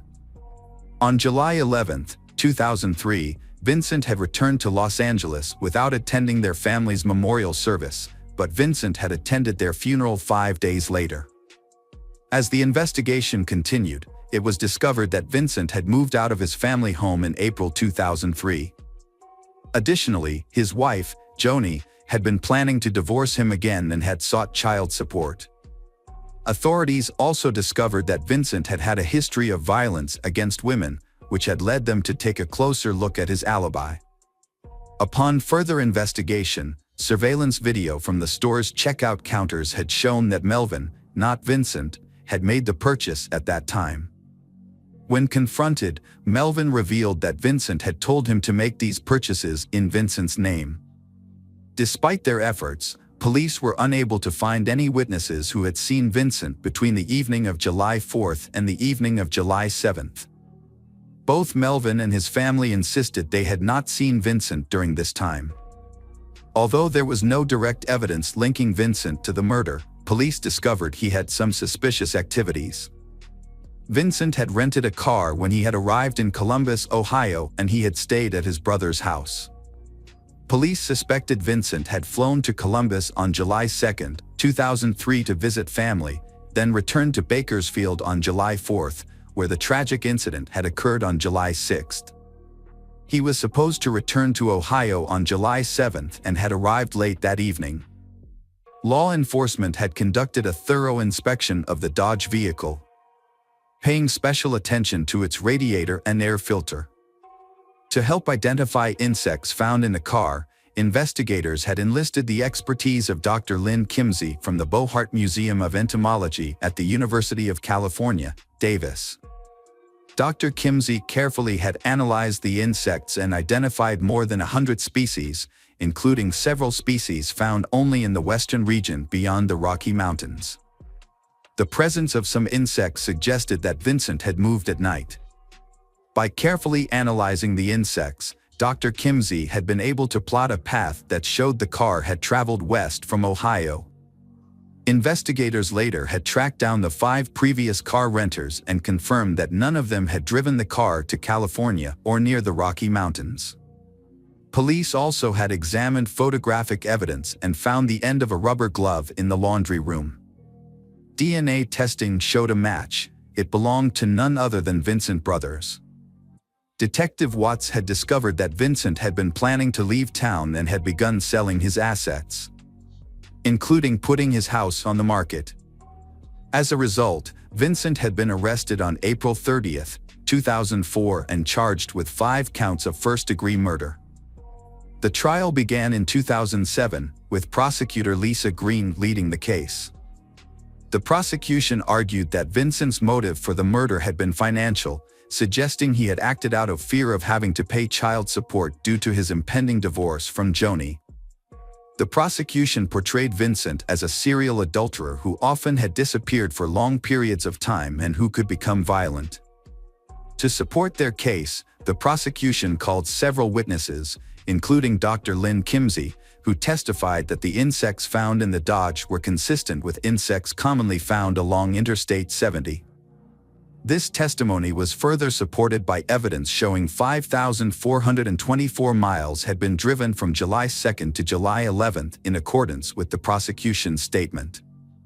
However, when Melvin had appeared in court, he tried to change his previous testimony, claiming that he had lied to the police about Vincent giving him a credit card to use. In response, the defense presented an expert on high-speed driving, who argued that maintaining an average speed of 70 miles per hour during the trip from Ohio to California had been extremely difficult.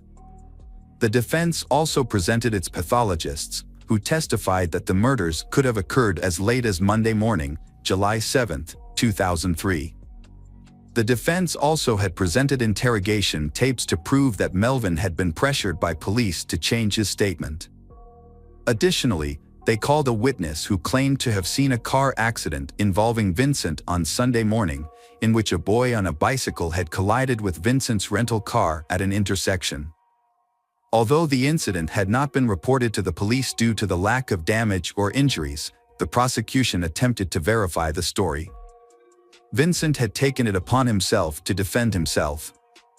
He had strongly denied all accusations about his married life and had firmly denied the accusation of murdering his family. Throughout his testimony, Vincent had become emotional and had shed tears several times. The prosecution had called Carla Tuya, principal of Franklin School, as a witness.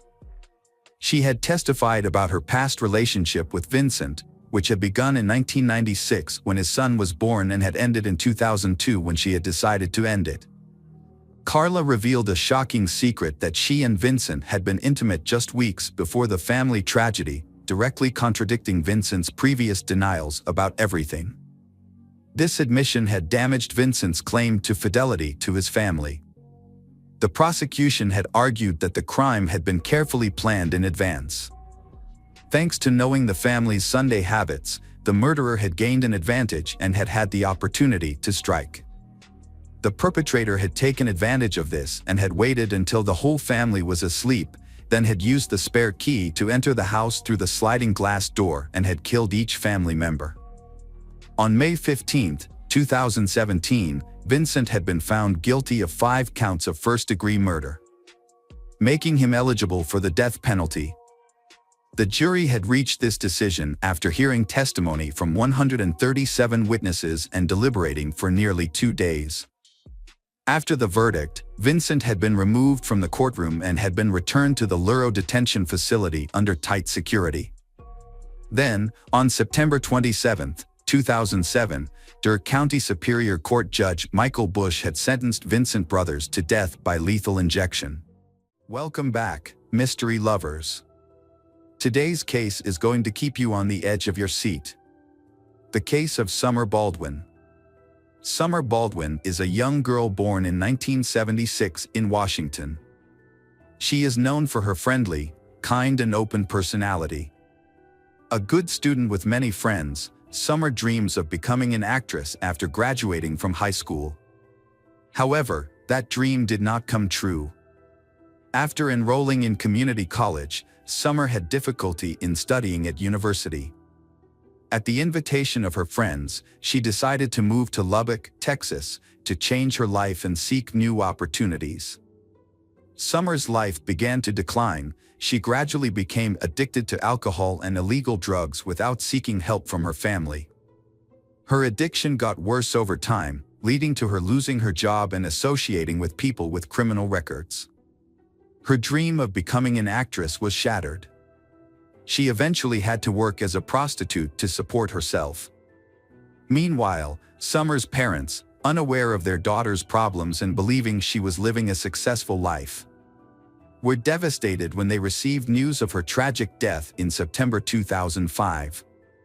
There is little information about Summer's friends or where she frequented. However, there is one important piece of information to note. Just a few months before her death, Summer was a key witness in a major federal counterfeiting case. This suggests that her murder may have been gang-related and possibly premeditated.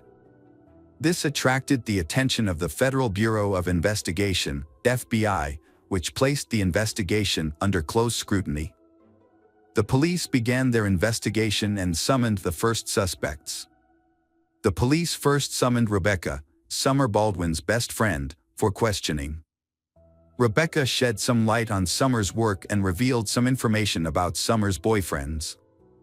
One of them was aggressive when he tried to hold her hand, and kept following her even after they broke up, so that man became the main suspect in the case.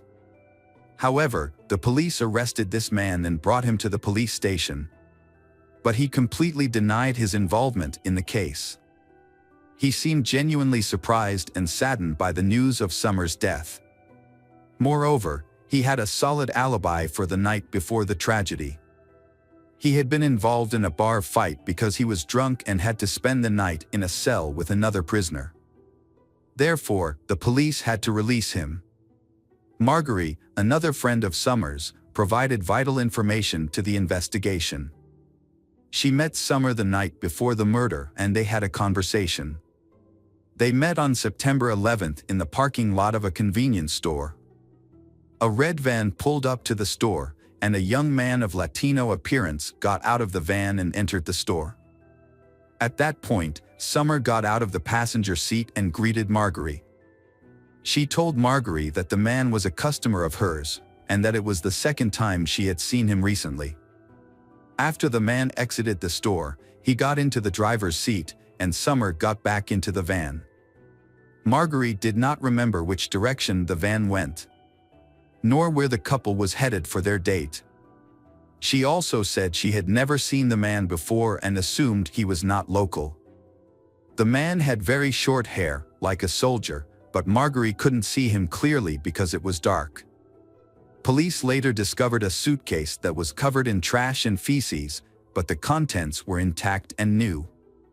The label and plastic attachments were still intact, indicating that the person who purchased the suitcase had not removed it. Police investigated and discovered that the suitcase was a large model and was only sold at 2 stores in the city. Police determined that a pair of identical suitcases had been sold the day before the murder at a Walmart store in the area of the city where Summer was last seen. The suitcases were purchased at 2 different times, the first in the afternoon and the second around 2 a.m. This discrepancy in purchase times struck police as odd and suspicious. Police went to the store and requested to review surveillance camera footage. After reviewing the documents, they discovered that the first suitcase had been purchased by an elderly couple. The couple did not arouse suspicion and explained that they had bought it for a vacation. However, the second suitcase was purchased by a young man who appeared to be Latino, had a slim build and very short hair, and looked like a military man. This led the police to suspect that this was the man the witness had mentioned when he saw him with Summer in the supermarket parking lot. This man also bought a pair of disposable gloves. The coincidence was so great that the police believed they had found the right person. This man was very careful to use cash to make payments instead of a card in order to eliminate any personal traces. However, he did not anticipate that there would be cameras that would detect him. These cameras accurately recorded his license plate number. The police quickly identified the owner of the car as Rosendo Rodriguez, a reservist in the United States Marine Corps. He had been in town for several days with his unit for training. Finding Rodriguez immediately proved difficult, as he had not been at the hotel where his unit was stationed. However, police had his details and discovered that he had withdrawn a large sum of money from an ATM at another hotel, which may have been used to pay for the suitcase and gloves. Rodriguez had not stayed at the hotel where he used the ATM. Instead, a man named Thomas Rodriguez had checked in on September 11th. It turned out to be the same man, but using a different name for reasons unknown. The hotel room Rodriguez had rented, from which he had checked out, had not been cleaned, yielding crucial evidence. There were brown stains and splatters on the carpet, bed, and walls that looked like dried blood. A card from a new suitcase was found near the bed, and a trash bin contained used birth control pills and disposable gloves. Forensic analysis confirmed that the dried blood in the room belonged to Summer, and the DNA on the birth control pills and gloves matched both Summer and Rodriguez. There was no doubt that they had found the killer, but Rodriguez had left town by then. However, with all the information they needed, tracking him down was easy. Rosendo Rodriguez III was born on March 26, 1980, in Wichita Falls, Texas, to a poor Mexican immigrant family. Reports indicate that he experienced violence and harsh treatment as a child. His father, described as domineering and aggressive, struggled with alcoholism and was often abusive to his wife and children. Throughout his childhood, Rodriguez showed an aggressive nature, often getting into fights at school. However, as he grew older, he learned to control his anger. After graduating from high school, he attended Texas Tech University and moved away from his parents, living on his own. He held a variety of jobs before deciding to serve in the U.S. Marine Corps, including working at a pizza parlor, as a mail carrier, and as an office worker. His military colleagues described Rodriguez as quiet, disciplined, and responsible. He was considered a trustworthy friend, always willing to help others, and had a solid academic background. He was also attractive, which made him attractive to women. Rodriguez was arrested on September 15 at his home in San Antonio. When police arrived, he remained calm and appeared unaware of the seriousness of the situation. During the search, a striped shirt and shorts were found, matching the outfit he was wearing when he purchased the suitcase, which was captured on surveillance video. His laptop and cell phone were also confiscated. During the first weeks, Rodriguez remained silent and denied any involvement in the murder of Summer Baldwin. However, the evidence against him was overwhelming, so, on the advice of his lawyer, he began to tell his version of the story, which differed greatly from the scenario set up by forensic experts. Initially, Rodriguez explained that he had accidentally checked into a different hotel than his teammates. He only knew the name of the hotel chain where they would be staying. And after checking in, he realized that the others were staying in a different location. He decided not to move because the military leadership said it was unnecessary. However, he did not explain why he checked into a room under a different name.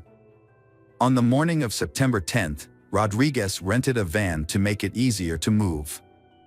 That evening, while walking around the city, he said he ran into Summer Baldwin. According to his account, he saw a blonde woman sitting on a bench by the side of the road, covering her face with her hands as if she were crying. Curious and concerned, he stopped to check if she was okay and needed help. They began chatting, she calmed down, and then they went to his hotel room, where they talked and had a few drinks. In his testimony, they were not intimate. The next morning, Rodriguez drove her home, but they agreed to meet in the evening. He picked her up at the same location around 9 p.m. and went to a supermarket where Summer met her friend Marjorie. They then returned to the hotel, where Rodriguez said there was consensual intimacy between them. However, Rodriguez later said that Summer became aggressive and demanded money, which surprised him because he did not realize he was seeing a prostitute. And Summer's demand for money made him feel threatened. He disarmed her and punched her in the face, causing her nose to bleed. Rodriguez claimed that he had no intention of harming Summer and that his actions were in self-defense. However, just a few minutes later, Summer collapsed on the bed, convulsing and foaming at the mouth. Rodriguez said that he tried to help her, but was unable to perform CPR due to the blood and foam on her face. After a minute, Summer stopped breathing and Rodriguez realized that she was dead. He became panicked and took several actions to cover up the incident. Rodriguez went to a nearby store, bought a suitcase and gloves, then returned to the hotel, put Summer's body in the suitcase and threw it in the trash. He knew that the suitcase would be taken to the landfill the next morning. Rodriguez then checked out of the hotel, returned the rental car and drove home to San Antonio, trying to pretend that nothing had happened.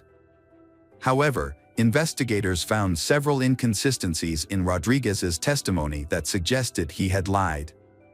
One of the key pieces of evidence was the testimony of Marjorie, who met Summer in the parking lot on the night of the murder. Marjorie claimed that Summer made it clear to her that the man was her client, with whom they had previously had a paid encounter. Rodriguez claimed that everything between them was consensual, but evidence on Summer's body suggested that she had been taken advantage of. It is possible that their first night together was consensual, which is why Summer agreed to meet Rodriguez again. However, Rodriguez's testimony that he only hit Summer once in the face to calm her down does not appear to be true. The autopsy revealed approximately 30 new bruises on Summer's head and body on the night of the murder, along with several stab wounds. This suggests that Rodriguez used violence against Summer. Additionally, the fact that Summer was still alive when Rodriguez stuffed her into the suitcase contradicts his testimony that she was dead. Another notable point is that during the investigation at Rodriguez's home, police seized his laptop. When they reviewed his search history, they discovered that Rodriguez had been actively searching for information about Summer, whether the police were looking for her, and whether her body had been found in a dumpster. It is worth noting that Rodriguez also frequently searched for information about Joanna Catherine Rogers, a 16-year-old girl from Lubbock who had gone missing a year and a half earlier. When authorities offered Rodriguez a plea deal in exchange for information about Joanna's fate, he reluctantly accepted and told his story. He said he met Joanna, a high school student in Lubbock, in late April 2004. After several meetings, they went to his hotel room on May 4th. An argument over money ensued, along with threats of a rape lawsuit. Meanwhile, Rodriguez gagged Joanna to keep her quiet, but this action inadvertently caused her death. He then put the body in his suitcase and threw it in the trash to dispose of it. Rodriguez initially confessed to these actions but later recanted, claiming he was coerced. To strengthen the case, the police conducted a large search of the city's landfill in search of Joanna's body. More than a year later, they found a suitcase containing Joanna's body. Although the body was badly decomposed, DNA testing confirmed the identity of the body. The evidence gathered allowed the authorities to charge Rodriguez as a serial killer with heinous crimes and a consistent modus operandi. The trial, sentencing, and execution followed. Despite the overwhelming evidence of guilt and the severity of the case, Rodriguez continued to hope to avoid the death penalty until the very end. However, the court made a different decision due to newly discovered information. The victim, Summer Baldwin, was 3 months pregnant at the time of her death. This aggravating factor led to the court finding Rodriguez guilty of first-degree murder and sentencing him to death by lethal injection. Rodriguez and his attorney appealed several times, but were all rejected. On March 27, 2018, nearly 10 years after his conviction, Rosendo Rodriguez was executed at the Huntsville prison in Texas. It was the 4th execution in Texas and the 7th in the United States in 2018. Welcome back, mystery lovers. Today's case is going to keep you on the edge of your seat. The case of Susan Wright.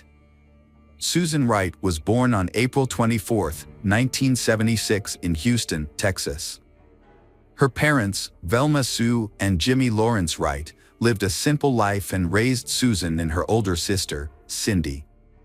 From a young age, Susan was an active, friendly, and talented child.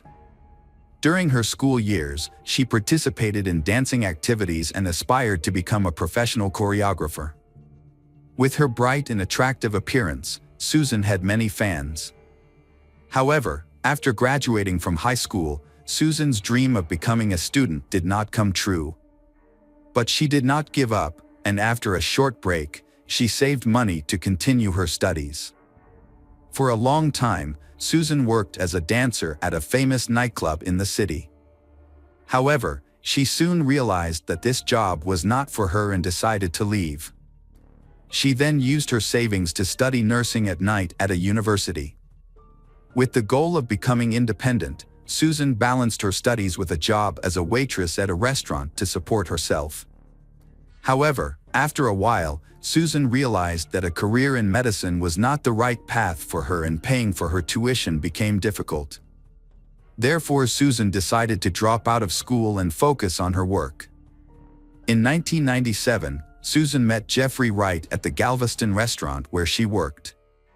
She was 21 years old at the time and Jeffrey went to the restaurant for a meal. From then on, their romantic relationship began. Jeffrey was immediately attracted to the blue-eyed blonde's beauty and bright smile. He left a generous tip and became a regular customer. Finally, he mustered up the courage to ask for Susan's phone number. Susan recalls that Jeffrey began calling her every day, sometimes multiple times a day. Jeffrey arranged romantic dates and small surprises like sending flowers and touching notes to Susan's workplace. In the evenings, Jeffrey would meet her and take her home. Although Jeffrey was 8 years older than her, the age gap did not bother them. Jeffrey was attentive, sweet, and caring, and quickly won Susan's heart. However, Jeffrey had some problems with alcohol and substance abuse.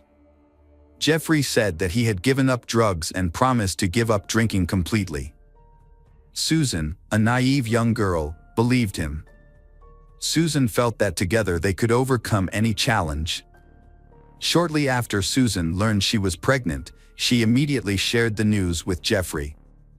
Although Jeffrey initially expressed joy at the prospect of becoming a father, he had not made any decisions about the future. Jeffrey did not propose and they continued to live apart. Disturbed by Jeffrey's behavior, Susan insisted that their first child be born, and Jeffrey accepted her opinion. At the time of the marriage license, Susan was 8 months pregnant. Their wedding was a simple affair, with no guests or witnesses. A few weeks before the baby was due, they moved into a quiet house in Harris County, Texas. In December 1998, Susan gave birth to a son named Bradley. Just 3 years later, she was pregnant again. In the spring of 2002, she welcomed her second daughter, named Kay.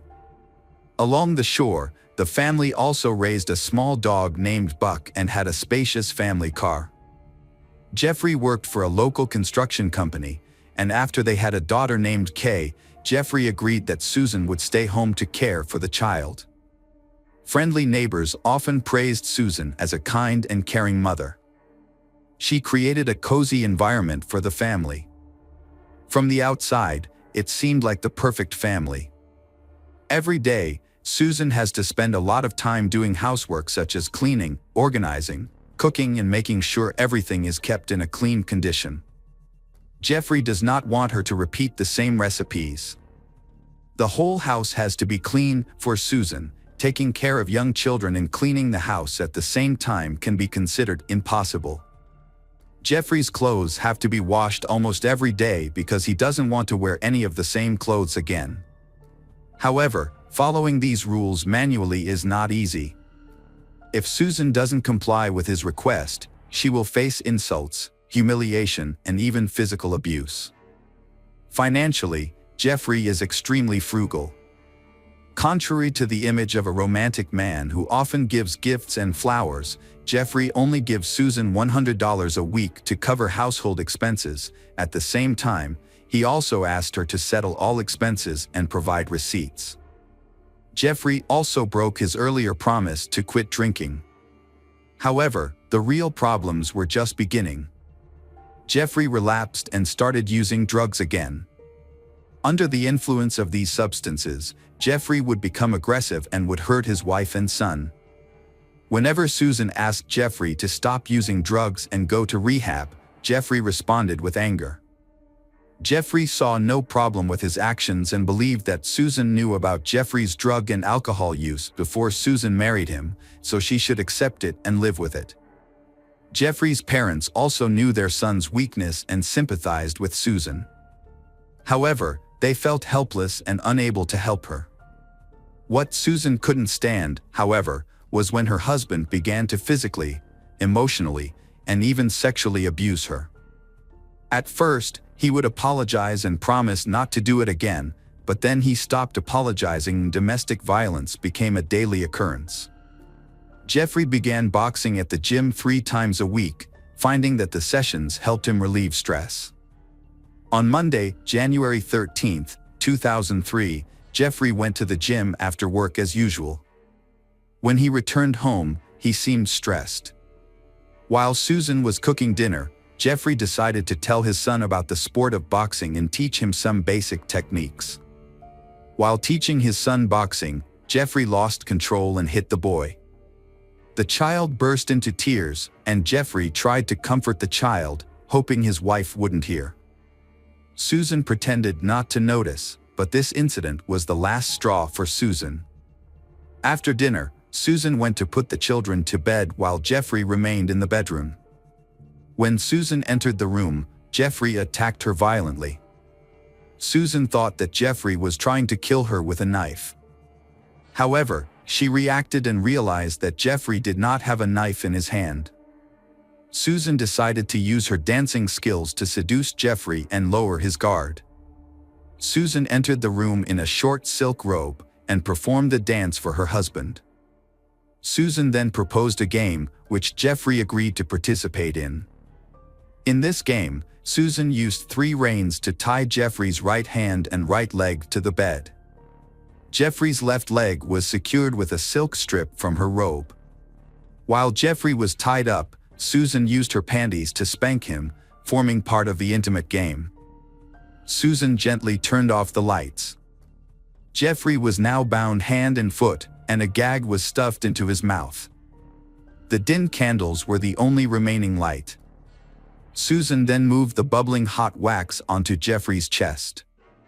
Susan then continued pouring the hot wax onto his genitals, and the pain quickly became unbearable. Jeffrey tried to free himself, tried to scream, but to no avail. Meanwhile, Susan continued to beat Jeffrey with a small, sharp knife she had taken from the kitchen. Susan started at the groin area, moving up and down, cutting Jeffrey's genitals, legs, stomach, chest, arms, neck, and face. At first, Susan moved slowly, complaining loudly with each slash, recounting the insults, humiliations, and abuse she had endured. Then Susan began to cry and stabbed faster and faster. Her actions showed that Susan was in a state of extreme despair and emotional turmoil. Susan could not stop even when Jeffrey showed no signs of life. Susan sat by the bed next to Jeffrey's body. However, after a few hours, Susan realized that the bedroom was covered in blood and she had to clean it up before morning. Susan carefully watched the window, making sure no neighbors were watching. At this point, Susan saw a hole in the backyard, which Jeffrey had dug over the weekend to build a fountain.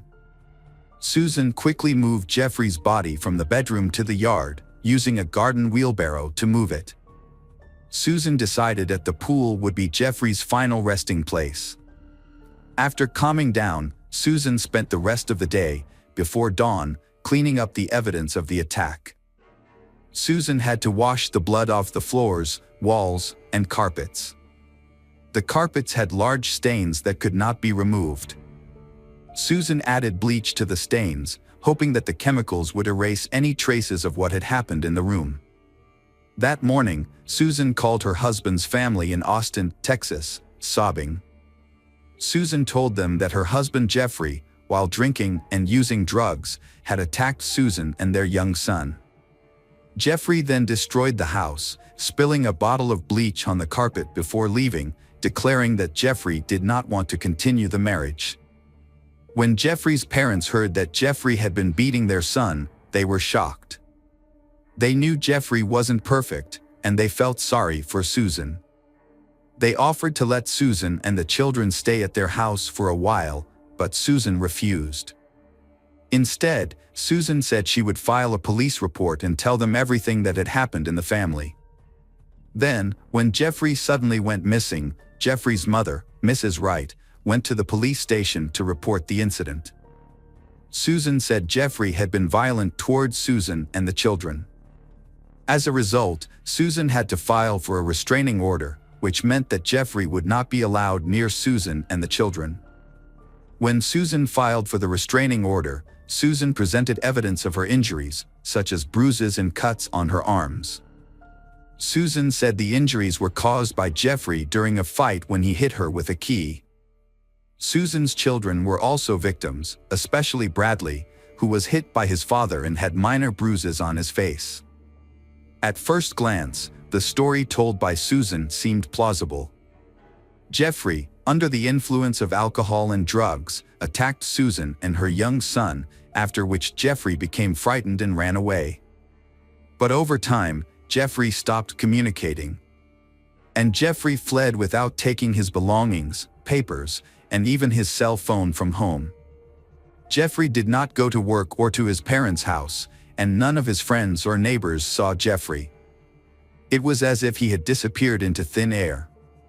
Susan's situation is not optimistic, as she finds it unbearable to be in the house where Susan murdered Jeffrey and buried his body in the yard. Susan begins to feel as if Jeffrey is still alive and about to rise from the grave to take revenge. Susan is on the verge of going crazy, and their dog Buck keeps barking and trying to dig up the burial site. On January 17th, after dropping her children off at school, Susan went to her mother Velma's house. Her mother learned about the incident and asked Susan, "You killed your husband, didn't you?" Susan burst into tears and nodded. Susan confessed what had happened and revealed where Susan had hidden Jeffrey's body, saying she didn't know what to do next. On her mother's advice, Susan contacted attorney Neil Davis the next day and confessed that Susan had killed her husband. Attorney Davis worked out a solution and thought carefully about possible scenarios. On January 19th, Neil Davis called the Harris County District Attorney's office and reported that Susan Wright had killed her husband Jeffrey and buried his body in the backyard. Susan Wright was ready to give a statement to the police. On January 24, 2003, Susan voluntarily went to the police and stated that she would give a full confession. On January 24, 2003, Susan went to the police and confessed the whole thing. However, when she was interviewed, Susan's story was unclear and full of contradictions. Susan was confused about the details and sometimes contradicted herself. Susan also claimed that Jeffrey was still alive and that she was afraid of him. As a result, Susan requested protection. As a result, Susan underwent a psychological evaluation and was diagnosed with schizophrenia and depression. However, Susan was still able to understand her actions. Following Susan's statement, the police arrived at the scene and removed Jeffrey's body from the makeshift grave in the backyard. The medical examiner was surprised to see numerous injuries on the body.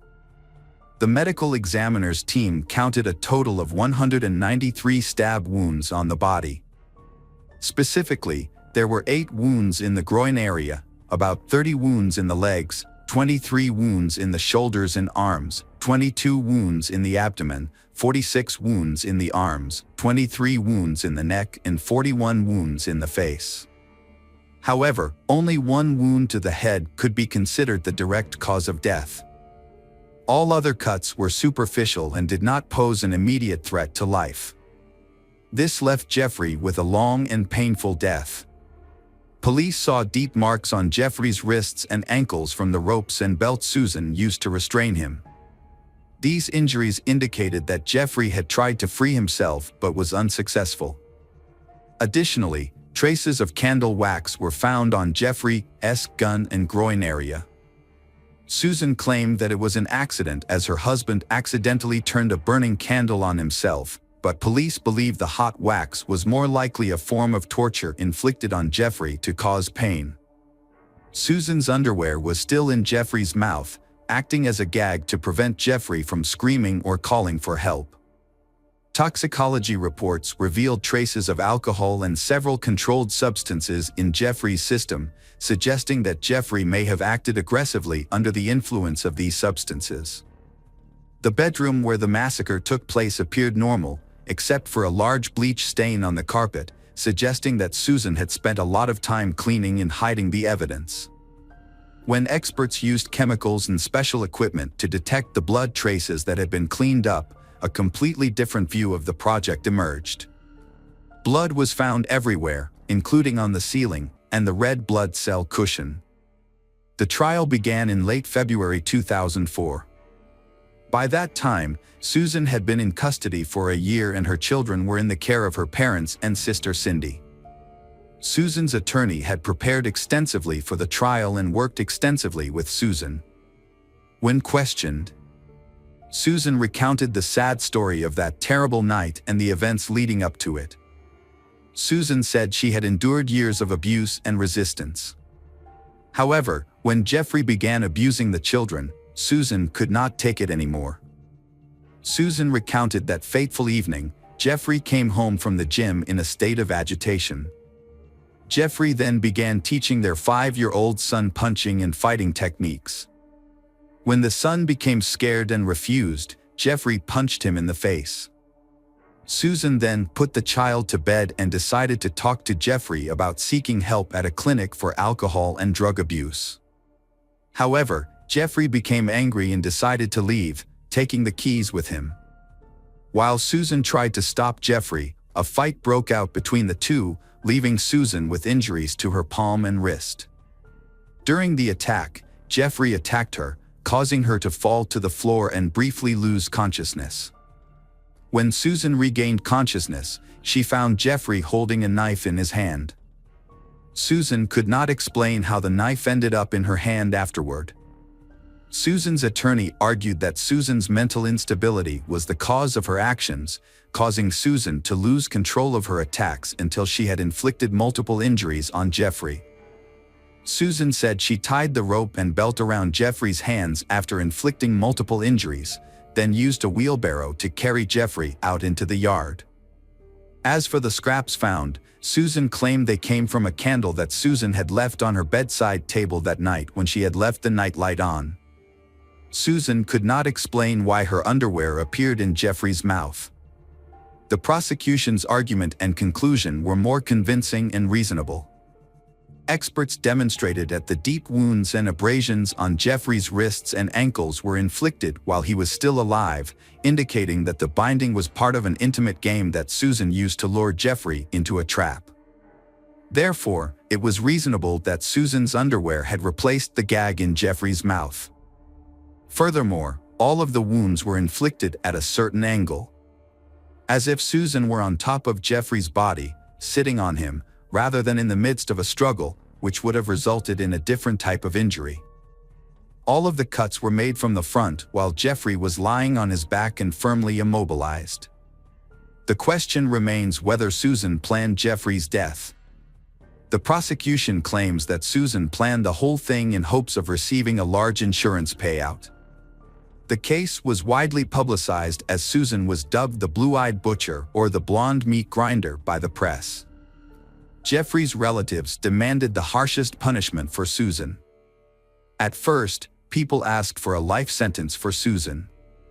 However, in March 2004, Susan was convicted and sentenced to 25 years in prison. Susan did not think about the judge's decision and was completely emotionless.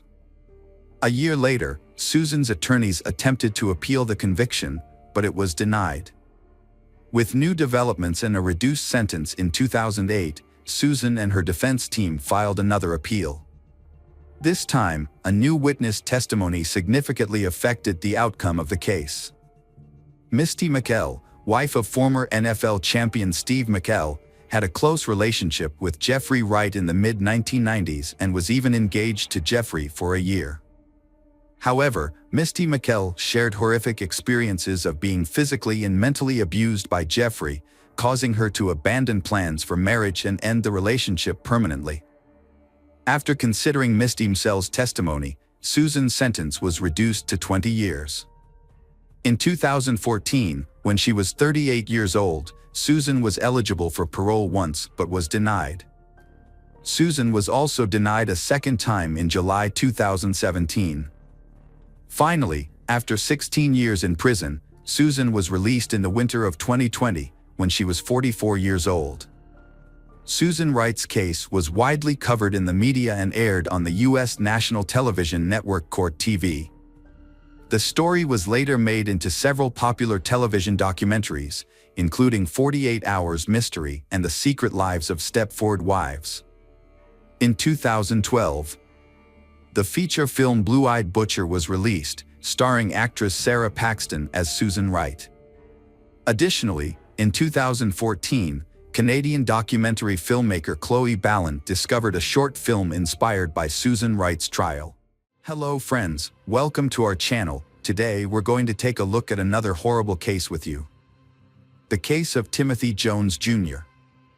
As a child, Timothy witnessed hardships in his family. His mother suffered from schizophrenia, and her mental health gradually declined.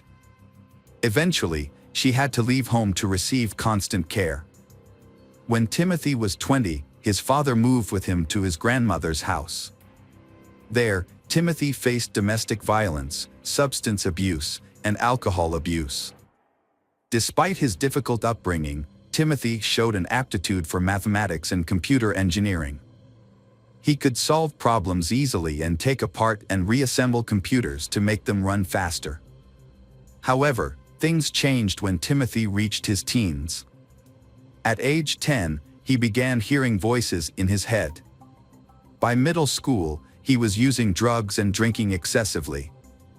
At age 15, he suffered a traumatic brain injury in a car accident that affected the frontal lobe of his brain, the area that controls impulses and is associated with mental illness.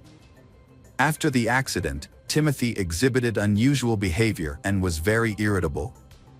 He felt jealous of his father and believed that anyone who had a relationship with him was causing his father to neglect him. Over time, Timothy believed that his father did not love him and feared being abandoned. Although his intelligence developed, his emotional development was affected, causing him to have a childlike mentality and lack of empathy. After graduating from high school, Timothy Jones Jr. dreamed of joining the United States Navy. His intelligence helped him to study there, but he lacked athletic ability and discipline. He lasted only a few weeks of training and often cried out of frustration.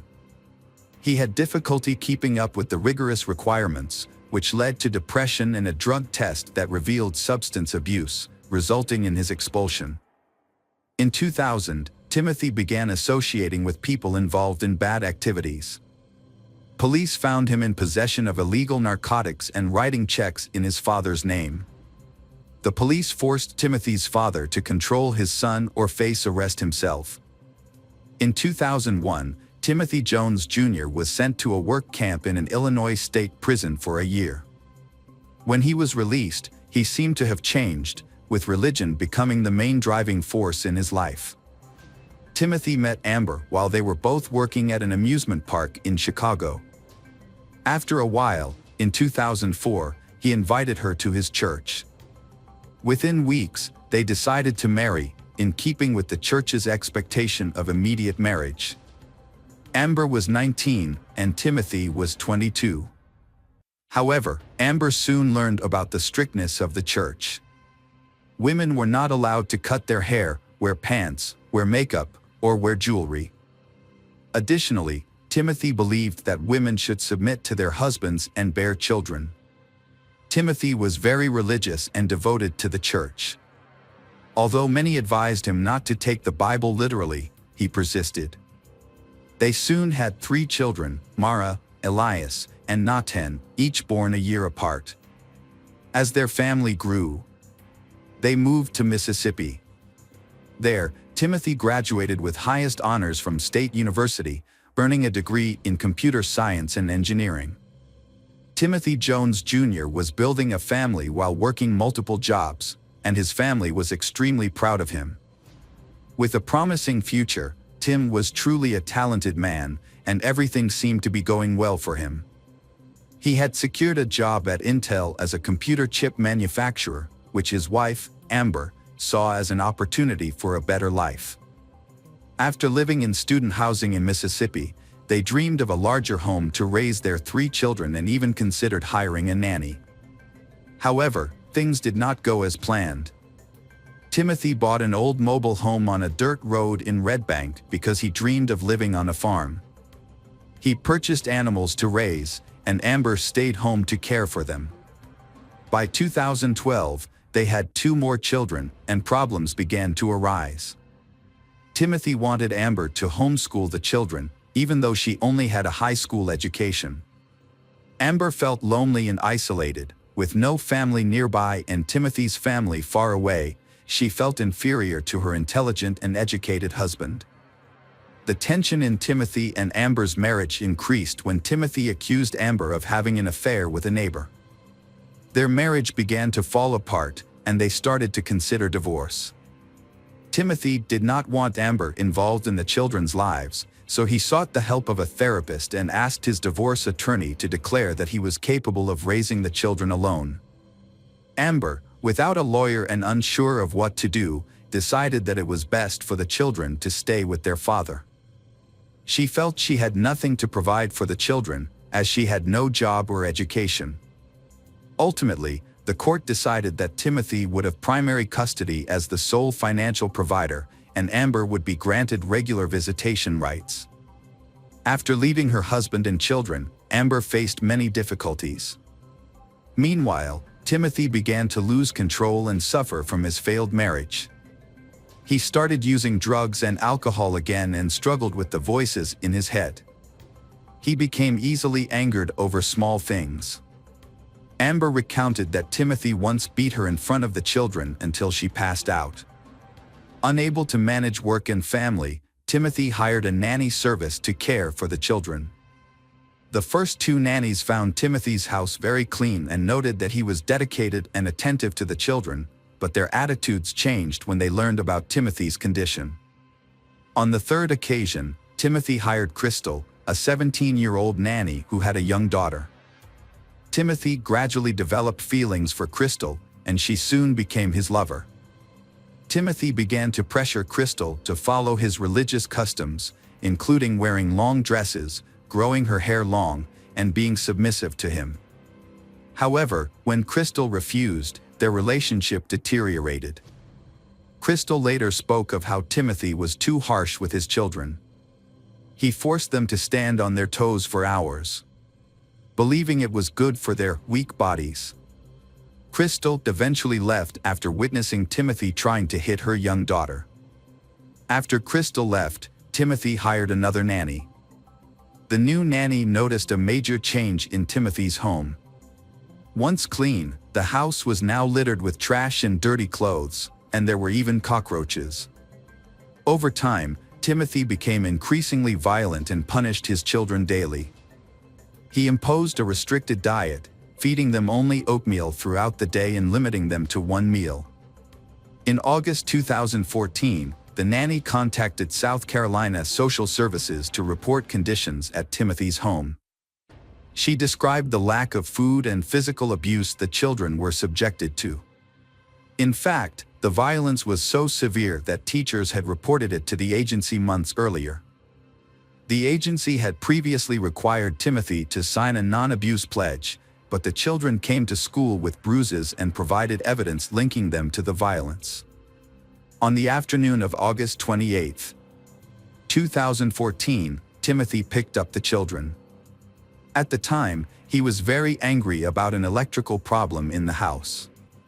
Timothy took his anger out on his 6-year-old son, Nathan, and repeatedly made Nathan bend down to pick up sand as punishment. Every time Nathan slowed down, Timothy hit him with a belt. While Nathan was being punished, Amber, Timothy's ex-wife, called to talk to the children. She made several calls until Timothy answered at 7:10.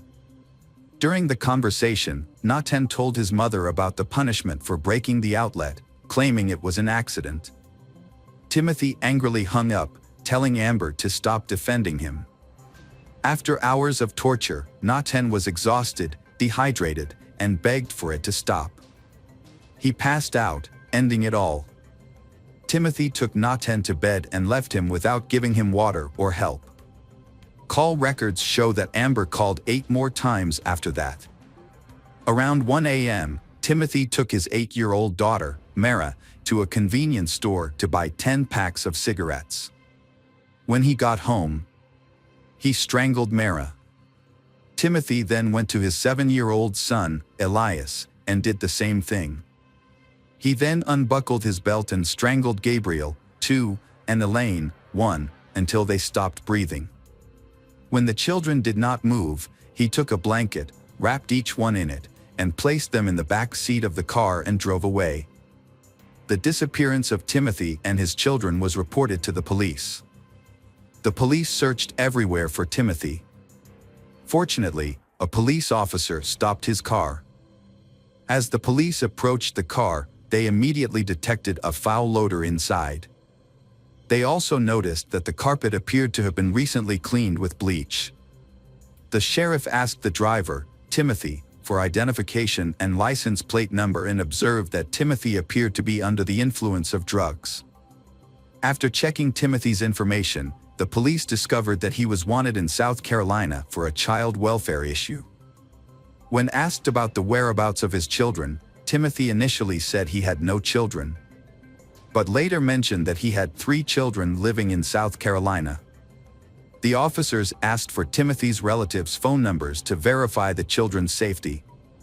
After making the call, they immediately arrested Timothy. As Timothy was placed in a patrol car, he became emotional and began telling officers what he had done to his children. He confessed to killing his 3 children for ulterior motives. Timothy explained that he felt very sad and angry when he saw one of his sons playing with an electrical outlet, so he strangled his son until he lost consciousness. Timothy did the same to his other son and his older daughter. He strangled his daughter until she turned blue. In another account, Timothy claimed that his son was trying to hurt him when he saw him playing with an electrical outlet, which prompted him to kill him. In one recording, investigators heard a discussion about Timothy Jones Jr. subjecting his 6-year-old son, Nathan, to hours of punishment. This was because Nathan had accidentally turned off an electrical outlet in the living room.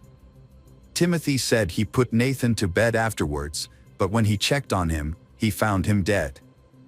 When asked why he did this, Timothy said he heard voices in his head and believed his children were plotting against him. He also thought his children would be happier if they went to heaven. So he decided to kill all of them. After killing his children, Timothy traveled throughout the southeast with the bodies of his 5 children covered in blankets in his car. He eventually dumped them in a remote wooded area in Alabama. In a second statement, Timothy said Nathan's punishment had gotten out of hand. When he went to Nathan's room, he found him dead.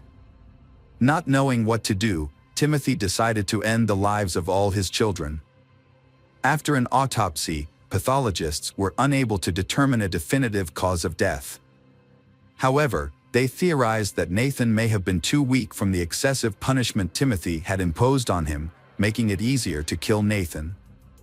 Investigators questioned Timothy's actions, particularly why he did not call 911 immediately after the incident. Instead, he attempted to conceal and dispose of his children. Timothy later led investigators to where he had dumped the children's bodies that same day. The remains of the 5 children were found on September 10th. On September 11th, evidence from Timothy's car was collected and turned over to South Carolina authorities. Some of the evidence included family photos, children's clothing, children's drawings, letters from his mother to the children, Timothy's college diploma, and his passport. Notably, Timothy Jones Jr.'s handwritten notes included a list of actions related to the disposal of the bodies, such as moving the bodies, grinding the bones into powder or small pieces, burning the bodies, and preparing necessary items such as camping equipment, gas, and muriatic acid. On September 13, 2014, Jones was admitted to a correctional institution and placed in a special cell separate from the general population. Since then, he has been evaluated by mental health experts, including psychiatrists, clinical psychologists, and forensic specialists. Opinions among these professionals varied. Some diagnosed him with schizophrenia, bipolar disorder, schizoaffective disorder, or a personality disorder. They suggested his mental state during the crime might have been worsened by drug use and a traumatic brain injury he sustained at age 15, which could have contributed to underlying psychosis. These theories were presented to the jury during his trial. Conversely, other specialists argued that Timothy was mentally competent and that his attempts to hide evidence, including his children, showed he knew his actions were morally and legally wrong. His internet search history indicated he understood what he was doing and how to do it. The prosecution argued that Timothy succumbed to the pressures of a failing marriage and the challenges of raising 5 young children. According to his statements, the catalyst for his actions was his wife's alleged infidelity with their neighbor, who is now her husband. She testified that she did not commit adultery and that her relationship with the neighbor began only after her divorce. The trial occurred in late May 2019, featuring weeks of intense testimonies and evidence against Timothy. The crime is considered one of the most horrific murders in South Carolina's history. Mara's last words to her father were, "Daddy, I love you." When police searched the house, they found Nathan's favorite Toy Story toy broken into pieces. Nathan appeared to have been the most severely punished. Nevertheless, all testimonies agreed on one thing: the children loved their father. On June 13, 2019, after 2 hours of deliberation, Timothy Jones Jr. was sentenced to death. He is currently in solitary confinement at a correctional institution, wearing a green jumpsuit that identifies him as a death row inmate. This tragic case ended the lives of innocent children because of marital issues, with both the father and mother making irreversible mistakes. Hi everyone, thanks for returning. Let's unravel another perplexing mystery. The case of Carrie Leah Farver. Carrie Leah Farver was born on November 30, 1974 in Macedonia, Nebraska, USA. After going through many relationships, she raised her son Maxwell alone. Carrie Leah loved her son very much. Carrie Leah spent a month in bed due to severe depression. Her mother, Nancy Rainey, helped take care of her son Maxwell. The complicated relationship with Maxwell's father along with the difficult living conditions caused Carrie Leah, a young woman of 20 years old, to fall into an unstable psychological state. Doctors diagnosed Carrie Leah with bipolar disorder. People with bipolar disorder often have two opposite psychological states. One moment they can feel overly excited, energetic and friendly, but then they can fall into a state of depression, frustration and helplessness. This disease causes them a lot of difficulties in daily life. However, in the early 2000s, Carrie Leah's doctor found an effective treatment that allowed Carrie Leah to live a normal life.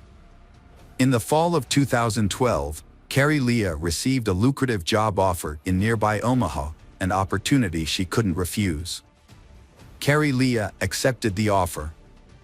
However, her son, Maxwell, was in middle school and didn't want to change his familiar surroundings, so Maxwell decided to stay with his grandmother in Macedonia.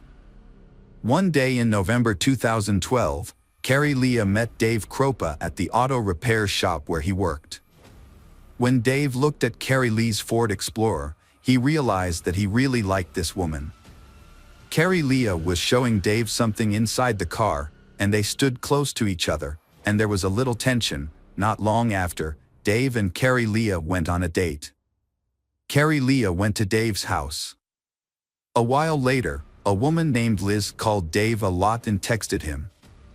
Then Liz went to Dave's house to pick up something he had left for her.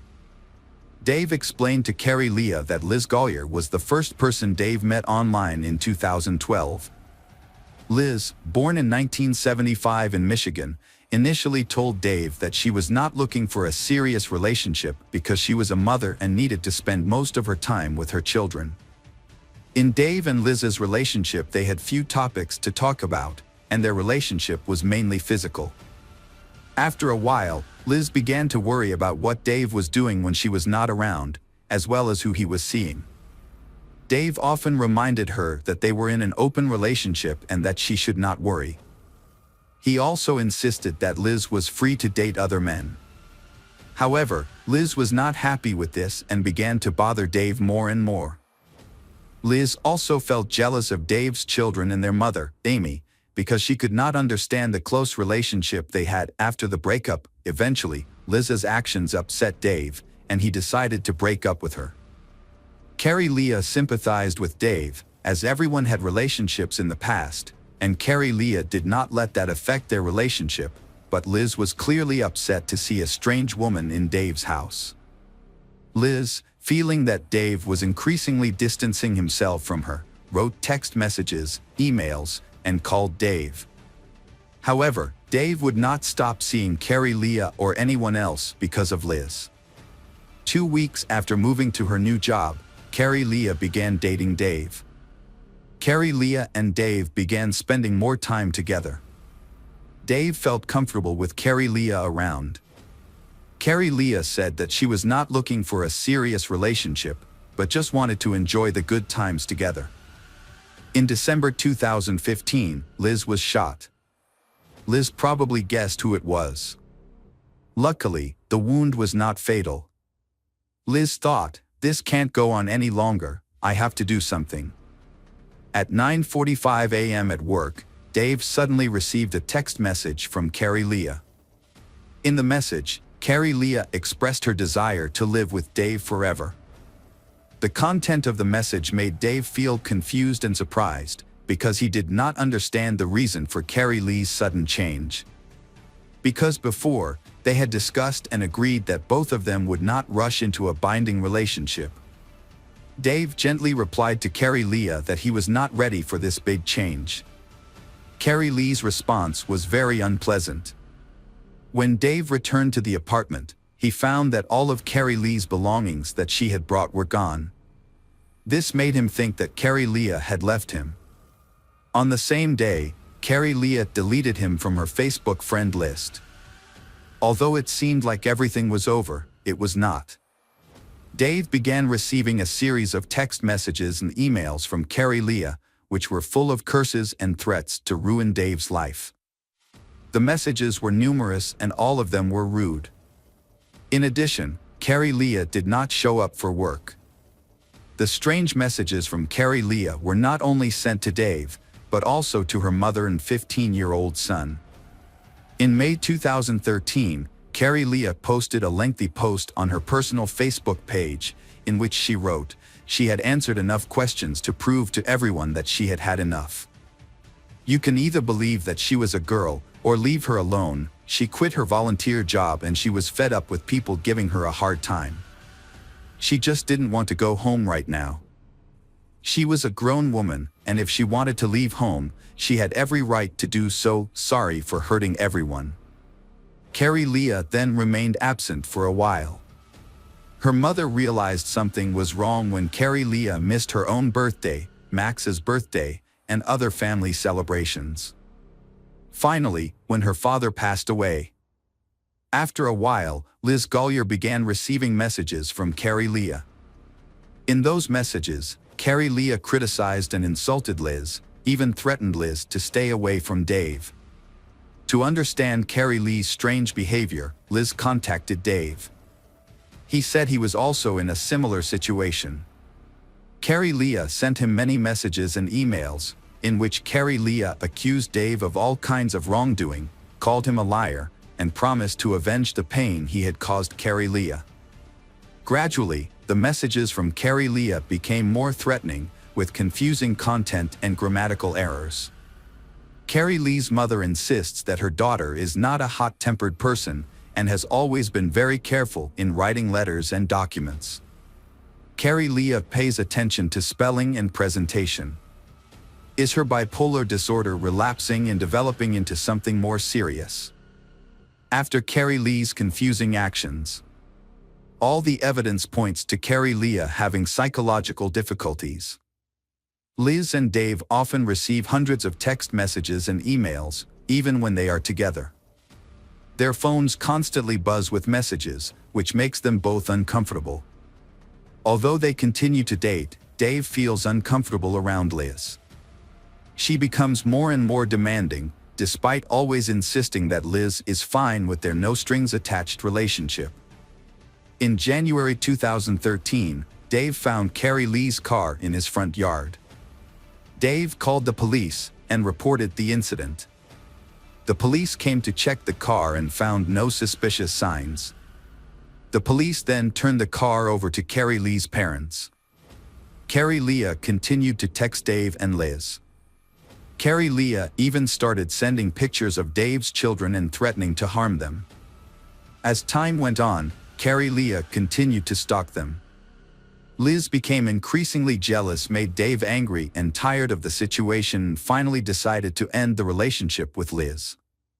In August 2013, Liz reported a fire at her house, which killed all of her pets, including a snake, a cat, and 2 dogs. Liz told the police that Carrie Leah had repeatedly threatened her through text messages and emails. So she suspected Carrie Leah of starting the fire. The police seized Dave and Liz's cell phones. Someone damaged Dave's auto repair shop and threw a brick through the window. Dave felt threatened, so he bought a gun to protect himself. After a while, Amy Flora, Dave's ex-wife, also began receiving threatening messages from Carrie Leah, because Dave often spent time with the children and met Amy. The police became suspicious for reasons that were hard to understand. Dave had only dated Carrie Leah for less than 2 weeks, but had been following him and his ex-girlfriends for 3 years. Meanwhile, Carrie Leah's family had not seen her for 3 years, and were trying to find her, using every method possible. In 2015, these efforts paid off. Police officers Ryan Avis and Jim Doty volunteered to investigate Carrie Leah Farver's disappearance. However, they found no evidence that Carrie Leah was alive. It was unusual for an adult to pack up and leave without spending any money. No one had seen her, and no one had heard her voice. This was very strange. With the assistance of Anthony Kawa, digital forensics administrator at the Potawatomi County Sheriff's Office, police analyzed the contents of Dave and Liz's phones. In 2013, Anthony reported that Carrie Leah Farver had sent more than 50,000 text messages and 15,000 emails to Dave over the course of 3 years. Anthony also said that those impersonating Carrie Leah were becoming more sophisticated in their operations, trying to hide their IP addresses and real identities. It seems that someone knew what they were doing and had access to various computer programs. In December 2015, Liz Gollier contacted the police to report that she had been shot in the leg outside her home. She determined that the attacker was not Carrie Leah but Dave's ex-wife Amy Flora. Furthermore, Dave had a missing gun that Amy may have taken. It is possible that Amy was behind Carrie Lee's disappearance.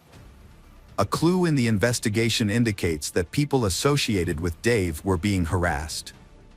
It is possible that Amy, having had a difficult life after breaking up with Dave, the father of her children, decided to take revenge and eliminate all rivals, and the relationship between Dave and Amy was still quite good.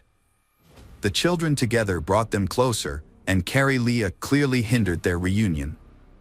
The police quickly questioned Amy, but surprisingly, Amy had an alibi. She was not at Liz's house when the shooting occurred, and this was confirmed by several people. Because there was no hard evidence, Amy was not arrested.